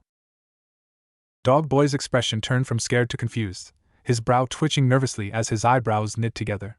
Sure, he said at length. Name's Kiba Inuzuka. Naruto Uzumaki, and I gotta ask, why do you smell like a dog so much? I could understand maybe having a pet that has its scent on you, but that's not it. Your entire body smells like it. You can smell that? You must have a pretty good nose. Yeah, my family is famous for our Nikken ninja dogs. You could say we're as a part of our partners as they are to us. That's sort of the reason I was yelling earlier. I just found out earlier today that I'll be getting my Nikken partner soon. His grin took up his entire face at that. Naruto looked a little freaked out at the boy's reaction to getting a dog. Yeah, okay. I can't really see myself with an animal partner, but whatever, to each their own. If you don't like animal partners, why do you smell like a fox so much, huh?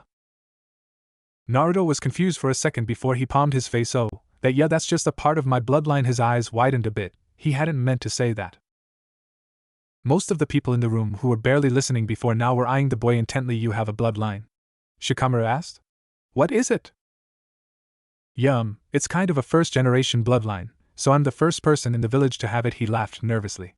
Shit, I didn't want to have to use this lie yet. Oh well. The QB container rubbed the back of his head. As for what it is, well, that's a bit of a long story. We have another 30 minutes or so before class starts. Kiba nudged him. Apparently he wasn't gonna let this go, so, in no little frustration, Naruto began his tale using the lies Anko concocted for him to make making friends a bit easier on him, that, and being able to show off his foxy attributes without worrying too much about being looked on as a monster.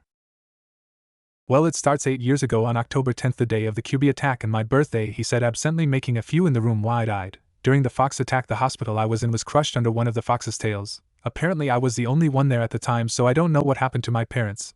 Most assumed they had died in the attack and I was put into an orphanage. Well, it turns out that one of the QB's tails came extremely close to me during all that, and a large portion of its chakra blanketed the area around me. Now normally the fox's chakra would have killed any normal person exposed to it.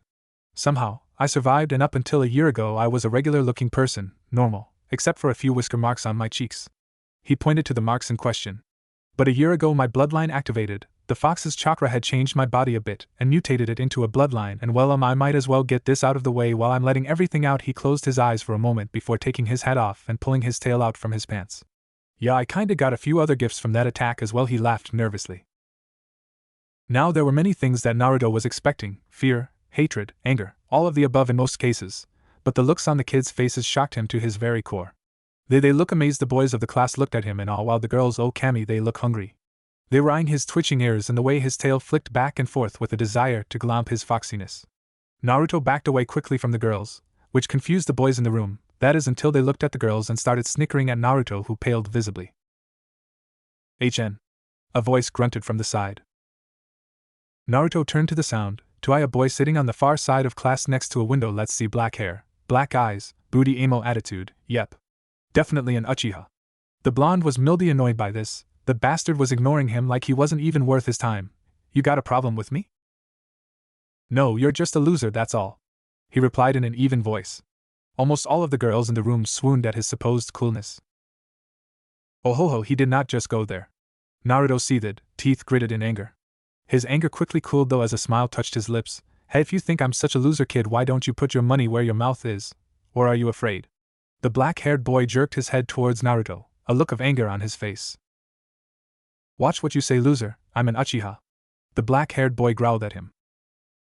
Uchiha, a clan who does nothing but steal the hard work of others, and they say their nobility more like a clan of thieves, more like it. That was it. The Uchiha boy was out of his seat and raising a fist back to strike. Naruto just smiled and stepped to the side, tripping the boy like Anko had done to him his first day of training. The Uchiha had speed, that's for sure, but after fighting the snake mistress for so long it felt like he was moving in slow motion. Sasuke picked himself off the ground and glared at Naruto with a look of pure hatred on his face. Naruto just stared. What? Was that it? Ha ha ha ha, seriously dude, you're pathetic. Another fist flew at the boy, but a quick grab caught the hand, and in a small movement Naruto had his leading leg between the Uchihas. In a single jerking motion the boy was flipped over his back and laid out on the ground, knocking the air out of his lungs. Naruto stood over him and stared intently into his black eyes. Look, I'm here to make friends and learn how to be a better ninja. I will even consider you a friend and ally if you do two simple things. That goes for the rest of you too, he snapped to the others in the room, who flinched. 1. Don't make fun of me or the memory of my family. He paused to let those words sink in a little bit. And 2. Don't try to hurt those that I consider friends. You do that and we won't have a problem. If you don't, well, getting your ass handed to you is the least of your worries. His cold tones sent chills down several people's spine. He held his hand out, names Naruto Uzumaki. The Uchiha glared at the hand for a moment before grabbing it. Sasuke Uchiha, he grunted as he was hauled to his feet. Nice to meet you, the blonde smiled, confusing everyone there. Where had that cold hard look the boy had on earlier gone? It was like it never existed.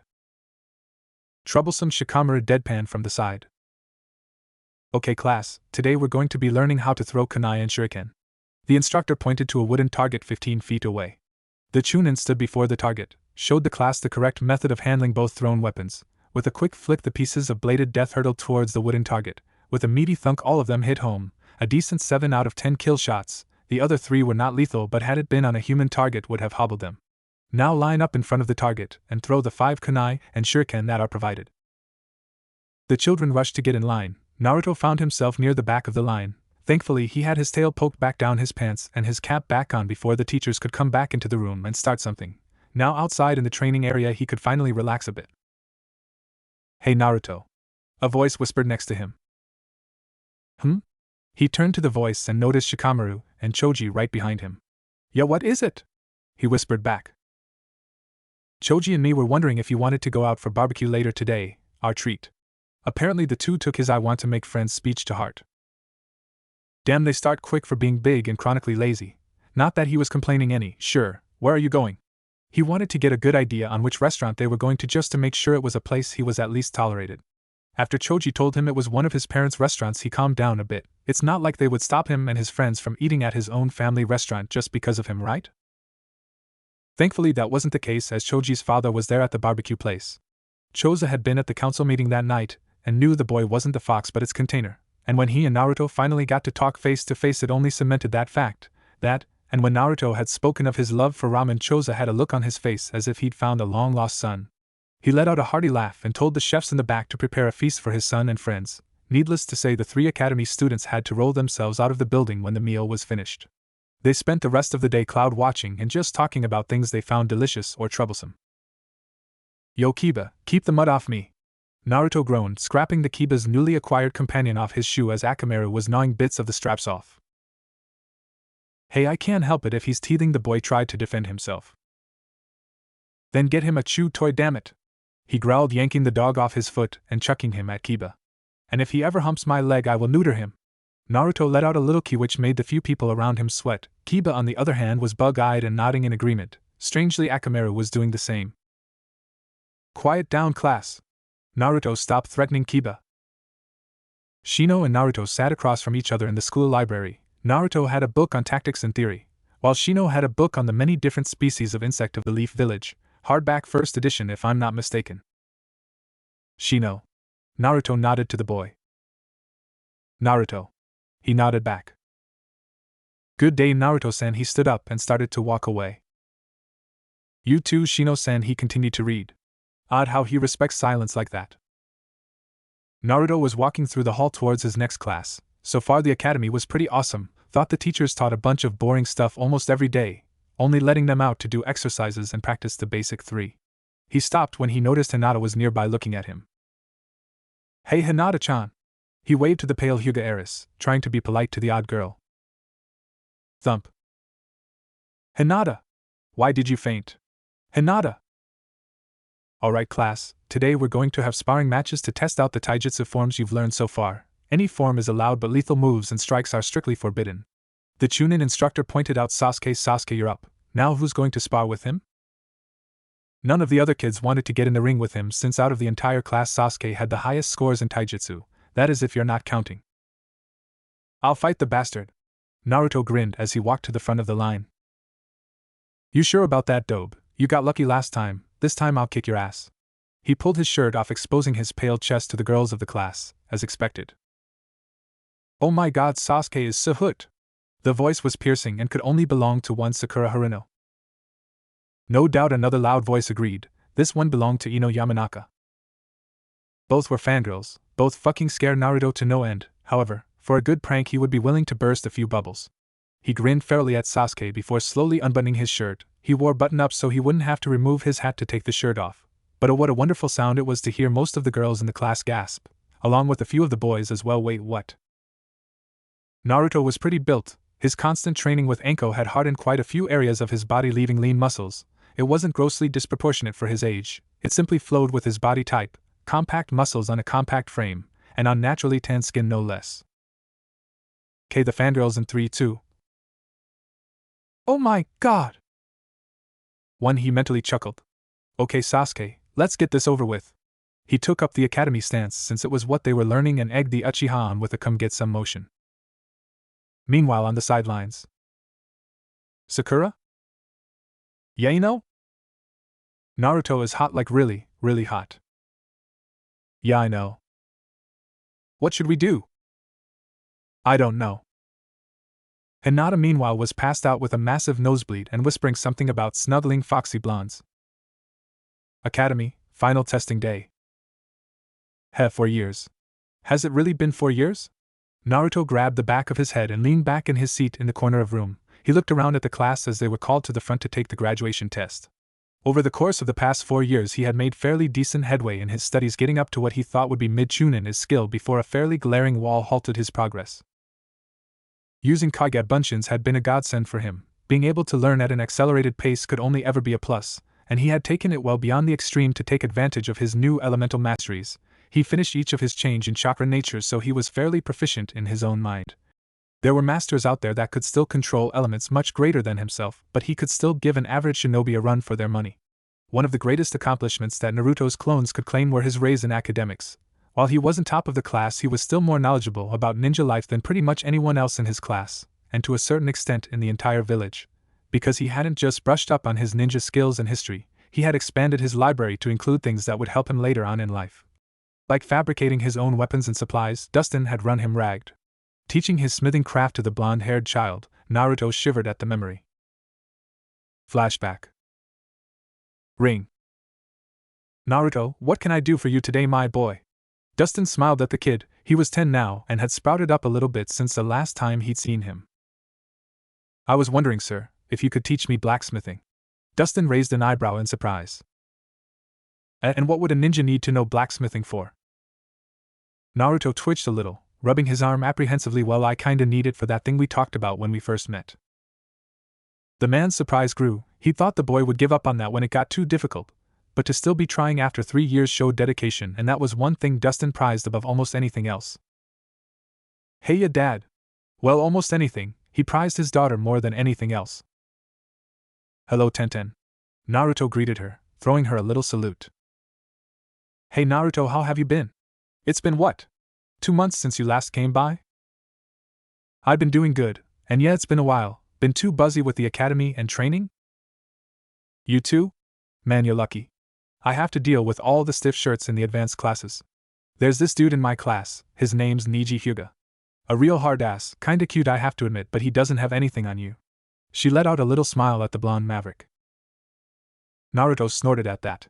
You should see the girls of my class. After that little spar between me and Sasuke, it's been a civil war between the fan clubs. I'm still shocked I have a fan club. Naruto shivered unconsciously, hearing the phantom wails of the couple of girls in his class that fawned over him.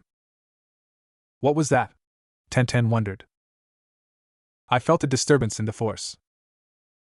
The what? Nothing. Anyway, I was trying to get your dad here to teach me a bit about blacksmithing. I just need a bit of training so I can make a few things myself when I need them. Pfft. Yo, Dad, she threw him a thumbs up. Don't worry about the whole take my secrets to the grave shtick. Teach Naruto here the basics and put him through the gauntlet. She let out a little evil chuckle. Dustin shared it, which made Naruto slightly uncomfortable, standing there with them leering at him. This is going to hurt, isn't it? Naruto asked blandly. Oh, you have no idea. She chuckled. End flashback. After the torture that was learning from Dustin was over, Naruto could honestly say he was humbled by the blacksmith. Sure, he wasn't anywhere close to a pro, but he could still make many of the things that the village wouldn't give him. Only one real problem kept the boy down. Plainly speaking, his strength was shit. The wall that kept him tethered to low mid-chunin in skill was his body couldn't handle the forces involved with his rise in skills. He was taller and stronger from his ordeal with Kyuubi, sure, topping off roughly 4 inches taller than his canon self. Just slightly shorter than Rock Lee, but he still had to build up his skills slowly but surely through constant training. Speaking of ordeals, after he had spilled the beans about his new foxy bits to the class, the kids went back and told their parents about the kid with the foxy bits in class. From what he could gather, the parents had told them to stay away from the demon child so he doesn't hurt you.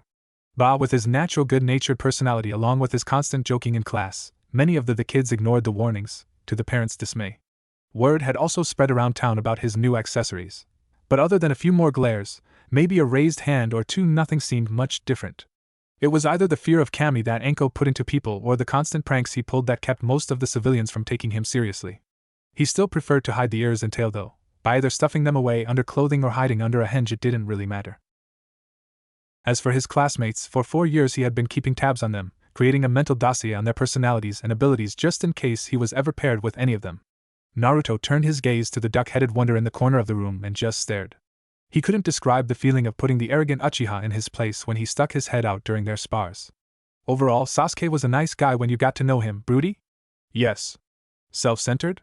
Yes, but a decent guy nonetheless. He did carry a bit too much emotional baggage with him, a fact that Naruto would eventually break the boy of if it was the last thing he'd do. After all, he really was one of Naruto's first true friends, so if he could help the Uchiha get over his pissy attitude, he'd count that as a positive point in his book.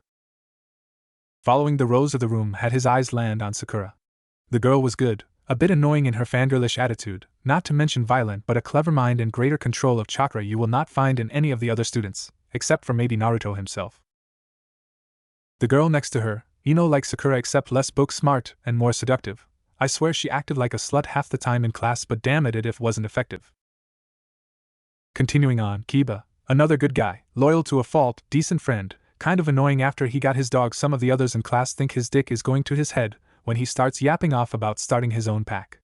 Hell, Naruto could start his own pack whenever the hell he wanted, with his mastery over his ice bloodline, the main elements, the foxy bits, and any other hidden bloodlines he may still hold. He could have his own damn harem if he just asked the council to supply him with the women, though that thought made the boy's stomach turn. Turning himself into breeding stock was not the most pleasant idea he'd had that day. Above and to the right were Shikamaru and Choji, the brains and the muscle. They were awesome people to hang with, and it only helped him along when he realized that old Shika was a freaking genius. The fact the guy had an IQ over 200 was just scary, but you couldn't find a better challenge at shogi or go in the village. He still hadn't beaten him once in 4 years. Near the back of the class on his row was Shino, who was just Shino. The guy gave him the creeps, but he was a smart person to hold a conversation with when he did open his mouth for more than a few casual words. Cerulean eyes fell on the one thing in the room that Naruto couldn't come to terms with: Hinata. The girl was a mystery to him. She followed him at a distance everywhere. It wasn't like he really minded her watching him from afar. She never did look at him with animosity or hate, just a quiet acceptance and reverence. He had come to appreciate the quiet girl's gaze, as it was a strangely relaxing feeling knowing someone was watching you with a positive attitude. The big problem, however, was getting the girl to talk to him. In 4 years she hadn't said more than maybe a couple dozen words to him, and any time he tried to talk to her she had just blushed a very dark shade of red and passed out, again something he'd have to figure out and tackle at a later date. Right now was game time, the end of the school year, the make it or break it of the academy.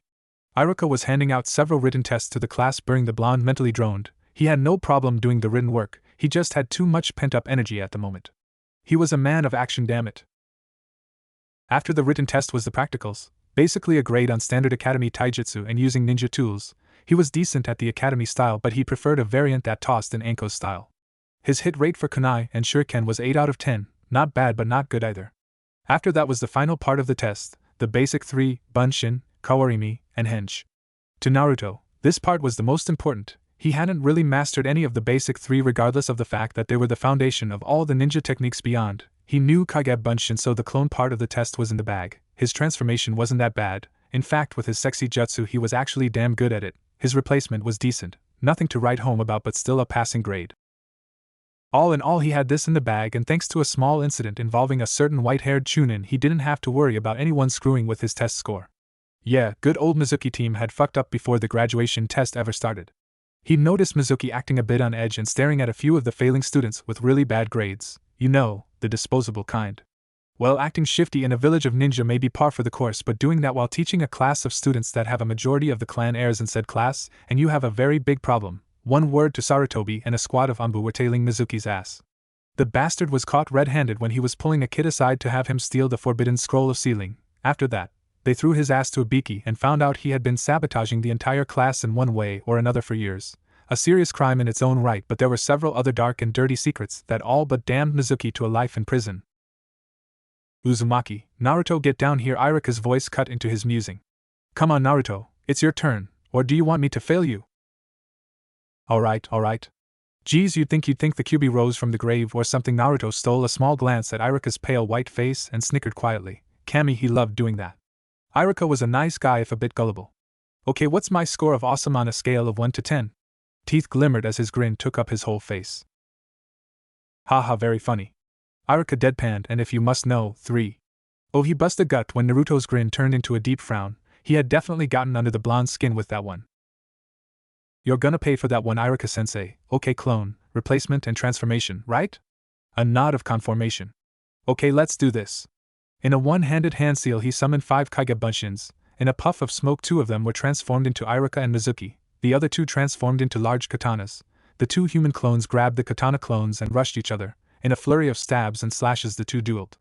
A thrust by clone Iruka was diverted to the side and a follow-up by clone Mizuki, who cut down the length of the scarred Chunin's blade. It would have taken clone Iruka's head off had he not brought the guard of his blade up and raised the attack harmlessly overhead. To keep from getting slashed on the downward cut, clone Mizuki crouched down and took one hand off of his blade, and with a yell he lanced his fist out and landed a blow into clone Iruka's sternum when he raised his blade to strike clone Mizuki, causing him to dispel. Or so he thought, as a sword ripped through clone Mizuki's shoulder, dispelling him to reveal that clone Iruka had replaced itself with the 5th Naruto, who had crept up behind clone Mizuki to blindsided him. Another cloud of smoke signaled the clone's dispelling, leaving an astonished class and Iruka to stare at the blonde maverick, who just so happened to be fiddling with his ninjutsu. So do I pass? He grinned mischievously. Iruka could only nod dumbly at him. The whole duel between his clone self and the Mizuki clone took only a couple of seconds, but the swordplay was impressive. Hell, he couldn't move as fast as those clones had. He threw a glance at Naruto for a second. Those were shadow clones, weren't they? Yep, gotta love them, one of the most useful jutsu ever. His grin hadn't left his face. Well, it's not the Academy Bunshin, but it is an advanced Bunshin, and it is acceptable in this case. Congratulations, Naruto, you pass. He flashed him a warm smile. Naruto's come a long way. Heh, only a few years ago I saw him as nothing more than a fox in human skin, but just look at him, no demon could ever be this goofy. I just hope he can handle the world outside the village the way he handles himself here. Oh, who am I kidding? He doesn't need to prepare for the world needs to prepare for him. His thoughts were filled with praise for the boy in front of him. It was truly inspiring to see how much he had grown both physically and mentally these last 4 years.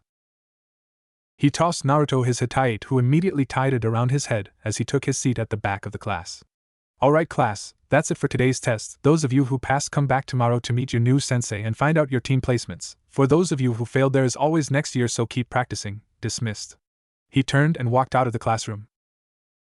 The next day, Enko stood in front of her mirror, trying on several new dresses she had bought over the weekend. She wanted to take Naruto out after he graduated and passed the real genin test. After all, she had spent 5 years with the boy and their relationship hadn't really gone anywhere. Sure, there was the occasional kiss, and they did pretty much everything with each other, bathing, eating, even shopping. Hell, they could be called a married couple in everything but having sex, which Naruto made clear the year before when she had initiated a bit of a dirty bubble bath, that they would wait till he was a bit older to do that sort of thing. That didn't stop Enko from teasing and corrupting the boy as much as she could, much to his ever-present annoyance. But she didn't care. He was fun to be around with, and that's all that really mattered to her. Hell, even the threat the council threw at them every year or so about multiple wives or having children didn't faze her. In fact, they had a conversation just a few months ago that if he ever found someone else to share with, that she would support him in his choice. It's not like she minded. Really more fun for her in her mind. She flashed a feral grin. A little-known secret to only a select few women that had known her before her marriage was that Enko was bisexual, and she had no problem with a ménage à trois. In fact, on several occasions she even promoted it. If Naruto ever did find another wife to marry, the feral grin never left her face as pervy thoughts floated through the snake mistress' mind, while she tried on another dress, this one more mesh than fabric. Ugh, hi, so bored! Our blonde-haired hero moaned in anguish. It had been an hour and a half since the last of the teams had left. He looked at the only other 2 people in the room, his teammates, the ever-broody Sasuke and his pink-haired Chia pet Sakura. He had tried to start up a conversation with them, but Sasuke had blew him off because he was in one of his moods. Honestly, you'd think he was on the rag. Ugh. Note to self, tell the narrator to shut the fuck up about Fem Sasuke. Fourth wall breaking aside, he really was bored out of his gourd. Looking around one more time, he finally sighed and stood up. The Uchiha noticed the movement out of the corner of his eye. Yo, Dobe, what are you doing?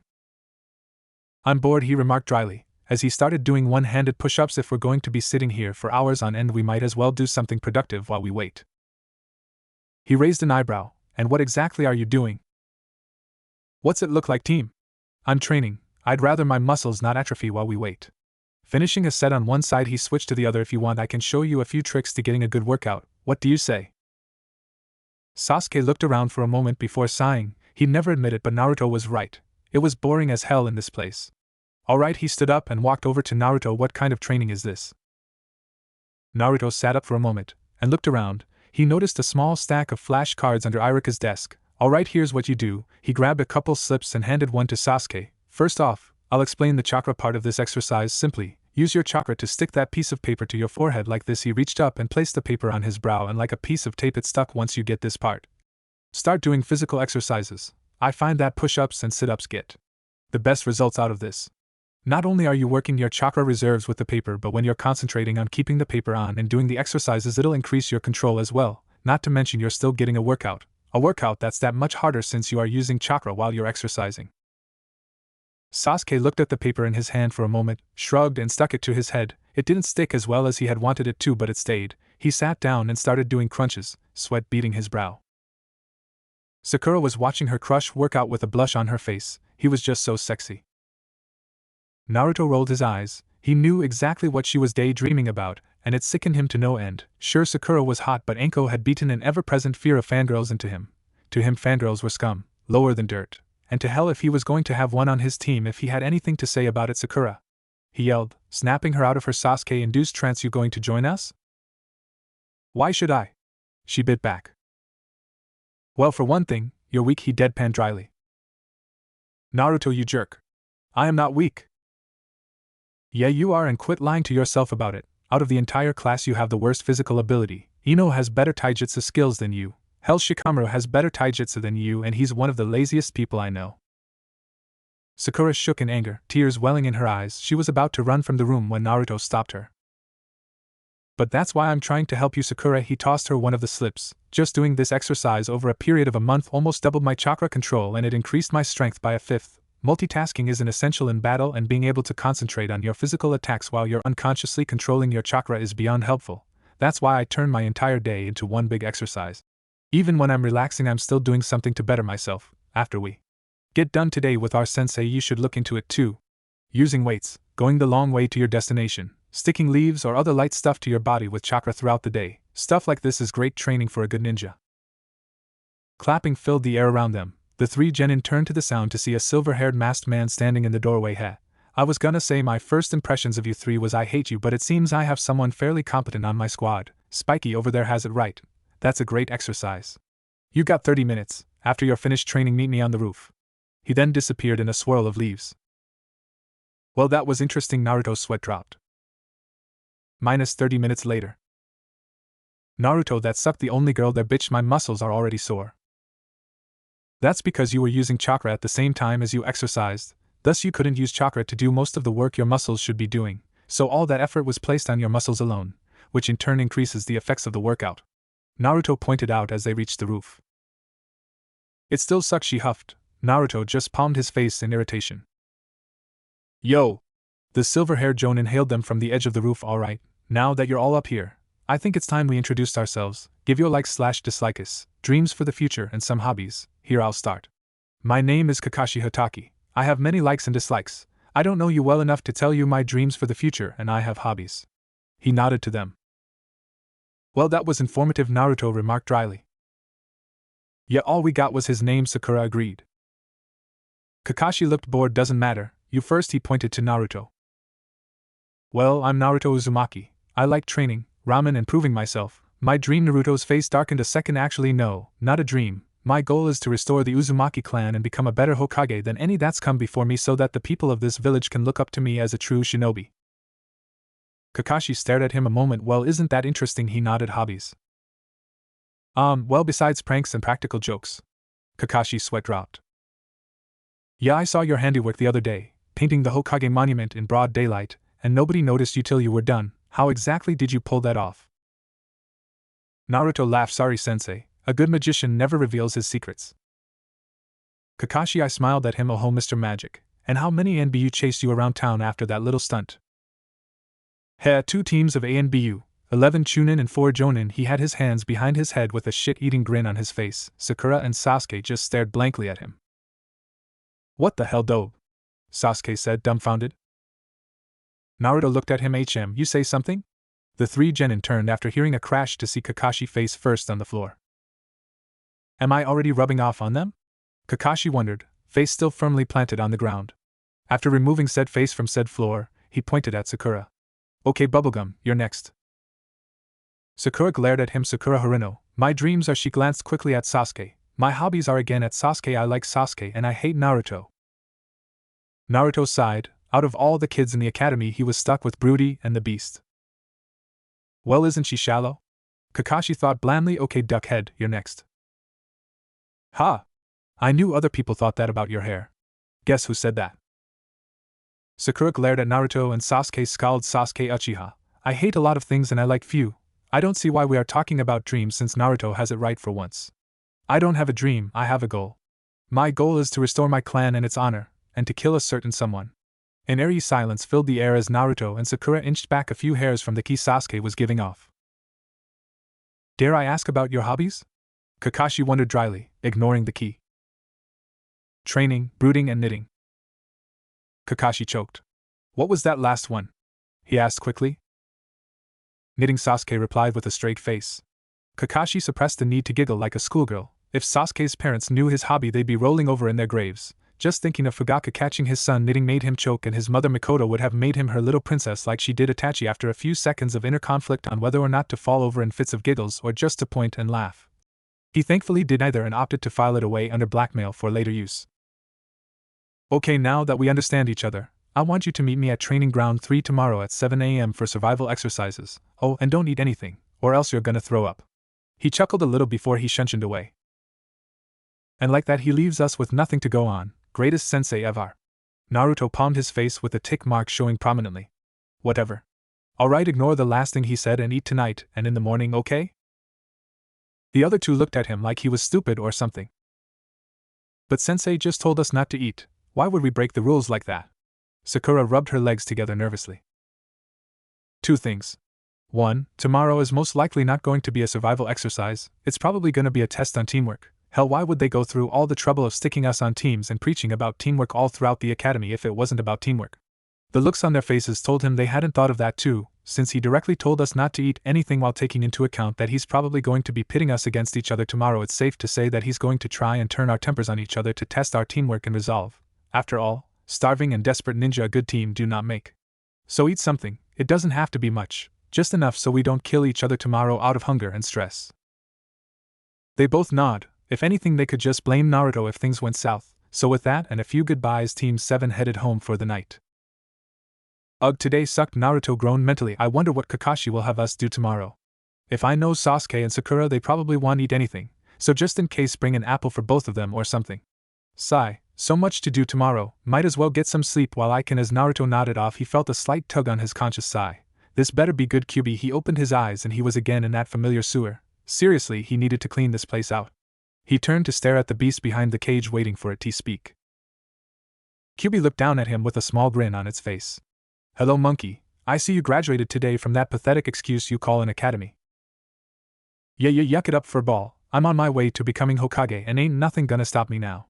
So what did you need me for? Sigh, honestly? It's kind of lonely in here. It's been more than a year since you've even come in here. There's nothing to do except sleep and torment you. And seeing as you don't torment easily, it's gotten rather boring in here. Well, sorry if my head doesn't match to standards. Suck it up, you're a man. Take the pain like the rest of us. Naruto was about to make another smart comment when a large amount of killing intent flooded the room. He snapped his head towards Kyuubi and stared into its eyes. There was a mixture of anger and hurt in them. What the fuck? Kyuubi grit its teeth in anger, glaring holes into Naruto. That's just it, you stupid monkey. I am not a male. Wait, what? The blonde's eyes flew wide in shock. You're a girl? The fox facepalmed somehow and spoke evenly. Yes, I am a female, a girl. How do you not notice these things? He looked a bit sheepish. Well, I just assumed, with such a deep voice and all. A tick mark formed on her head. I'm 100 times your size, mortal. My vocal cords are much larger than yours. If I was your size or you mine, we'd sound the same as the other. Naruto looked thoughtful for a moment before a look of disgust crossed his face. But that means a gross. What? The vixen tilted her head curiously. I was going to say it must suck having your junk soaked in the sewer all day long, but now that I know you're a girl, that must suck even more. He scrunched his nose in disgust. Now you know why I don't like you that much. Your mind is filthy, figuratively speaking. Well, what do you want me to do? It's not like I can remove all this water, and I sure as hell ain't removing that seal. Well, you could what? The fox looked around its cage, its significantly drier cage. How? She wondered in astonishment. What did you do? Naruto turned back to the entrance of the room, noting the receding water. I guess I just thought of it drying out, and it must have done it. You fool, a mindscape doesn't work like that. I told you as much the first time we met. A mindscape is a representation of one's own current mental state along with past experiences. If you're sad, it rains. Happy, it's sunny. Depressed, it's foggy or dank like the sewer. The fox gestured with one of her clawed hands. This is direct control over one's mindscape. Only people who are true masters of the mind, like those Yamanaka monkeys, can do something like this. Naruto tilted his head curiously. So you're saying that I can directly change anything I want in my mind? In essence, yes. This may be another bloodline of some sort that you absorbed that day, or maybe it mutated from something you absorbed. Whatever it is, it's interesting to say the least. You got rid of the water here, and that's a welcome change for me at the very least. Maybe now my fur might finally dry out. Naruto stared at Kyuubi for a moment, looking around the dank, musty room and thought, this place is a disgrace. He noted dryly. He looked back at Kyuubi, who seemed to be enjoying the drier cage immensely. And she's loving just having a dry place to sleep. Cammy, now I feel like such a bastard for keeping her in this damn place. Wait. That's it. He cupped his hands and yelled up at the vixen, Kyuubi-chan. The fox growled in anger at being addressed as such. What mortal? You don't like the sewer, do you? She glared at him dryly. I'd think that would be obvious. Who in their right mind would enjoy living in a place like this? Naruto's sweat dropped. Point taken. Well then, let's see how this works. Naruto scrunched his eyes in concentration, focusing on something. Slowly the walls of the room seemed to expand and disappear, leaving a bright white light in its place. Trees shot up from the floor, their leaves sprouting from nothing. The sound of songbirds filled the air along with the sounds of wind blowing through a forest. After the transformation was complete, Naruto opened his eyes to look at his work. It was the forests outside Konoha. He had even recreated the city in the distance. He turned to the fox who was sitting outside of the cage. For once, however, there was a tattoo on its chest in the kanji 4 seal. So how's this? That better for your fur? The fox's jaw dropped to the floor. How in the hell did you create something this detailed so quickly? Heh, this is the part of the forest I see every time I sit on the Hokage monument. I just imagine the trees and kinda put the village in the distance. So what do you think? Fur bristled in the breeze as Kyuubi stretched out her limbs. What are your views on interspecies relationships? Why do you? Kyuubi's face stretched into a playful grin as a giant puff of smoke filled the area. Oof, the blonde gasped as the air got knocked out of him. He landed on his back in a heap with something heavy on his chest. As his head stopped spinning from smacking the ground, he happened to glance at the heavy thing in question, only to freeze as he noticed that same playful smirk above him, only smaller and more human and hotter. Wait, what? That's why sharpened canines flashed in the sunlight as Kyuubi let out an ear-to-ear grin. She had transformed herself into a human, or rough equivalent to it. The foxy attributes that she shared with Naruto were a dead giveaway that she was a little more foxy than what her beauty suggested. Her face shined in the morning light, her seductive eyes framing her face as it trailed down a rather cute nose to full luscious lips. She wore a full-length burnt orange kimono with spiral designs. The kimono itself was opened in the front to reveal a rather large chest on which the same tattoo 4 seal stood out on her snow-white skin. Her eyes were red and slitted like normal, and her hair was a dull rusty orange, as well as her tails, all 9 of them, which splayed out behind her in a fan shape, each flicking independently. You have no idea how long I've wanted out of that fucking cage. 12 years. 12 fucking years sitting in that sewer of a mindscape looking at nothing but dark, pipe-covered walls. Thank you, Kit. I know we may have started off on the wrong foot, but doing this has seriously raised you a few notches in my book. I just might not kill your loved ones now. She smiled again, despite the fact that she had just threatened to kill his loved ones, at least indirectly. Naruto's sweat dropped. Yeah, okay. He looked up at Kyuubi, who was still straddling his chest. Well, this is awkward. Kyuubi blinked a couple times before she fell over laughing. Ha ha ha ha. Kit, you are so innocent it's not even funny. She tossed him a sexy smirk and ground herself on his chest a bit for effect. Don't you like this form? A little too much, actually. Could you get off me? You're kind of crushing me. He gasped a few times to get his point across. Boo, you're no fun, she pouted playfully before that smirk took its place back on her face. But you are interesting. You actually care about my well-being. You're the first person to do that for me. Most are either too scared of me or are using their powers and just lording over me. You're the first to actually treat me like an equal. Naruto blinked once. What? Have you never had a friend before? A friend? She put a finger to her chin and thought. Can't say that I have. The 2 containers I had before were complete bitches to me. She pouted again, this time in anger. Naruto's eyes flew wide. Wait, there's been Kyuubi Jinchuriki before me? His voice squeaked a little. When? Who? Well, obviously 12 years ago, since that's when I was released from the last container, and roughly 20-odd years before that for the other container. That container held me for several decades actually before she passed me on to your predecessor. You said bitches? So are you saying the 2 containers before me were female? Kyuubi looked lost in thought for a moment, seeming at war with herself on how she should answer his question. After a moment of thought she nodded once. Yes, Naruto, my last 2 containers were female. They were Mito Uzumaki, one of your distant relatives and wife to the first Hokage. Naruto, on the other hand, was wide-eyed. He had just discovered the name of one of his relatives. He knew she couldn't be alive if she was the wife of the Shodaime Hokage, but still, it was a start. And the other? He asked tentatively. Kyuubi looked into Naruto's eyes. There was a pleading there. I want to know about the others before him, but this was going to be difficult to explain. My last container was your mother Kit Kushina Uzumaki. The Kyuubi Jinchuriki stood deathly still as his hair shadowed his eyes. Ever so slightly he started to tremble. It wasn't noticeable at first, but as it grew you could tell he was crying.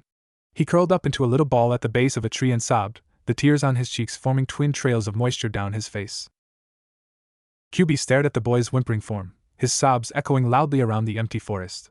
She sighed and gently wrapped her arms around the blonde. Naruto went rigid when he felt the contact. He tried to choke out. Just shut up, Kit, she said softly. I may be a demon, but I'm not heartless. Everyone seems to think we Biju are nothing but evil monsters. She gripped him a little tighter. To be perfectly honest, most of us aren't even evil. Sure, we're sadistic and like to fuck with people, our containers even more so, but we're not heartless. She rubbed the boy's back soothingly as his tears soaked her kimono. So why are you crying, Kit? I know finding out about your mother this way was a bit unexpected, but still. That's not it, he cried. Then what is it? Long tears streamed down his cheeks. I'm just so happy yet so sad I can't help it. She blinked a couple times at that. What? I'm happy about knowing about my mother, but I know she must have suffered as much as I did. And just knowing that Dad loved her enough to have me makes me happy as well, but I'm also sad that I'll never know more than her name, and maybe her face if there are any pictures of them left.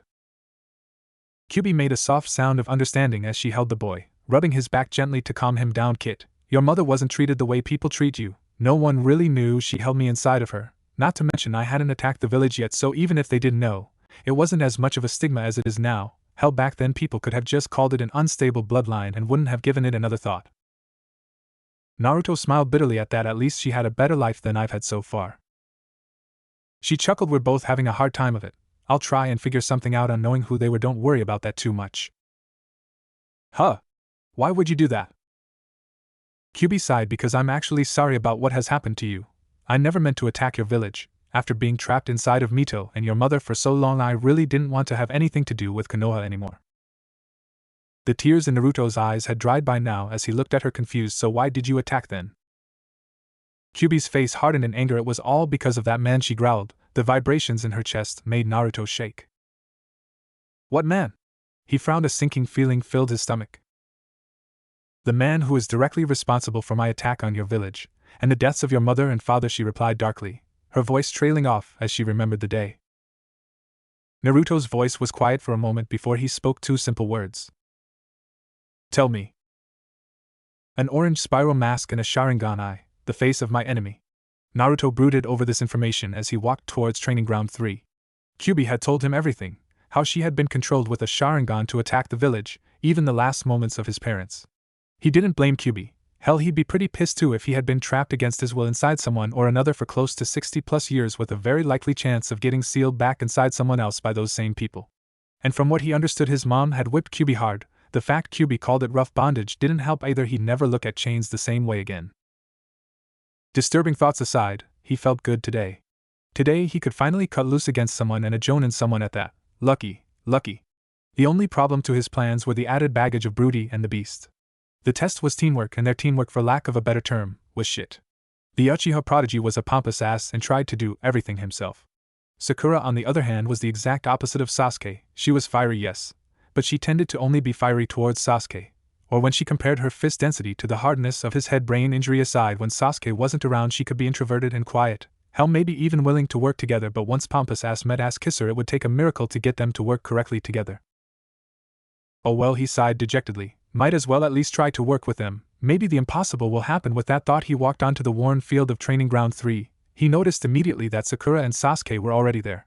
Sasuke was sitting silently under the shade of a tree while Sakura was leaning against one of the 3 stumps in the middle of the training ground. Sakura stared at Naruto with a frown planted firmly on her face. You're late, Naruto. Yeah, and so is Sensei. Did either of you eat anything? He watched as both slowly nodded apprehensively. After all, if they were in trouble, now was the time for Kakashi to punish them for it. After a good 30 minutes of waiting, the 3 knew that Kakashi wasn't testing their adherence to the rules and was genuinely late again. Naruto, who expected Kakashi's tardiness after he told Anko about who his new sensei was, it wasn't like she had to laugh so hard, but it did tip him off that the guy was a joke. The little quip Anko made about being late for his own funeral didn't reassure him either. After another hour, Naruto was starting to twitch. Well, I'm tired of waiting for him. He turned to his 2 would-be teammates questioningly. Would either of you like to train while we wait? Neither moved from their positions, both were clearly on edge. Naruto shrugged. Fine, more for me, Kage Bunshin no Jutsu. Instantly 5 Naruto clones appeared in front of him. Alright guys, you know the drill. He tossed the scroll to the clones, and they ran off into the woods to train. Yo Dobe, what the hell kind of clone was that? I saw you use them during the graduation exam, but what are they? They're Kage Bunshin Sasuke, shadow clones. Hella useful, but the drain they put on your chakra reserves is massive. If I were to estimate, you could probably only make 10 or so before you fell to the ground dead. Then how did you make 5 of them? He shrugged. Simple. I have more chakra than you do, a lot more actually, most likely more than our Jonin sensei in fact. My fox bloodline increases the amount of chakra I have by massive amounts, more than a Kage's if what people tell me is correct. Only downside to this bloodline is my chakra control is complete shit. Those clones right there. I put enough chakra into them to make 10 clones. Before I got my control up, it would have been 50 or more. Sasuke raised an eyebrow. So your bloodline doesn't really have any permanent weaknesses, does it? Naruto stuck a finger to his chin and thought. He pulled his cap off, exposing the ears to the air. Well, to be honest, I don't think I do. Besides really loud noises, these ears are fairly decent for hearing over large distances. He yanked the tail from his pants. For the tail, I don't know. It really doesn't do anything more than increase my balance. I could probably find a use for it for something. Have you ever tried holding something with it? Sakura questioned. No, why? She walked over beside him and pulled out a kunai. Here, try and hold this. Naruto turned to look at the blade in her hand and mentally willed his tail to reach out for it. After a few failed attempts, he sighed in frustration. Nothing. It just doesn't have the control necessary. Sasuke stared at the half-assed attempts by Naruto's appendage. Why don't you try running chakra through it, Dobe? The 2 ninja turned to stare at him. He pointed at the tail and thought, I use wires all the time and running chakra through them makes the things easier to control. I imagine that tail would work the same way. Naruto looked back down and thought at his tail. He tested a bit of chakra going to the tip of the tail. Instantly the fur stood up on end and his entire body jolted, sending waves of electricity up his spine. Holy shit. He stopped the flow of chakra and stared. The fuck was that? What happened? Sakura knelt down to where the tail was eye level. She was giving it that fangirl squee look, but there was genuine concern in her eyes, so Naruto wasn't gonna run for the hills just yet. I don't know, it just started shocking me. Try putting less chakra into it then. Maybe you just forced too much in and it hurt you. Naruto nodded to the pinkette and slowly forced a smaller amount of chakra in. It still tingled, but not nearly as bad. Once it reached the tip, the oddest thing happened. The tail went completely slack. Naruto raised an eyebrow. The hell? What happened? The pinkette asked. He scratched his head. I have no clue. This thing reacts to chakra in a weird way. I think I need to train with this thing for a while. Maybe I can use it with a hand sign. A dozen clones were in a line in front of him. Alright, go test this thing out. He grabbed his tail and shook it at the clones. I want results by the end of the day. Oui, mon Capitan. They turned and ran off into the woods.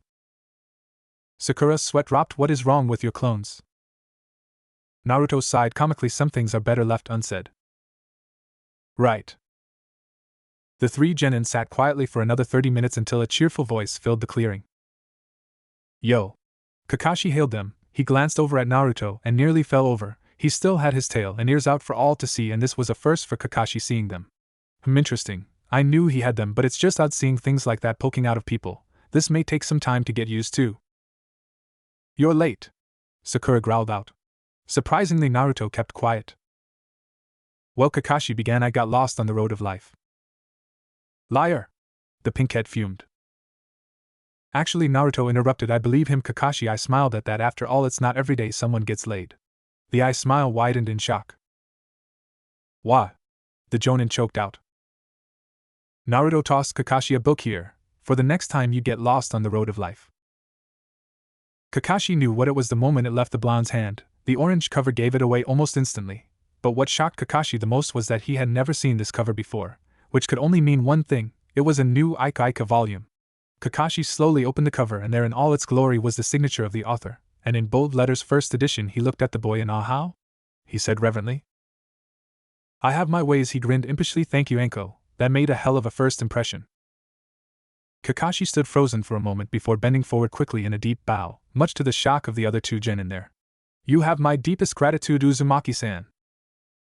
Yeah, create a shadow clone to go enshrine your book back home. You got a team to pass.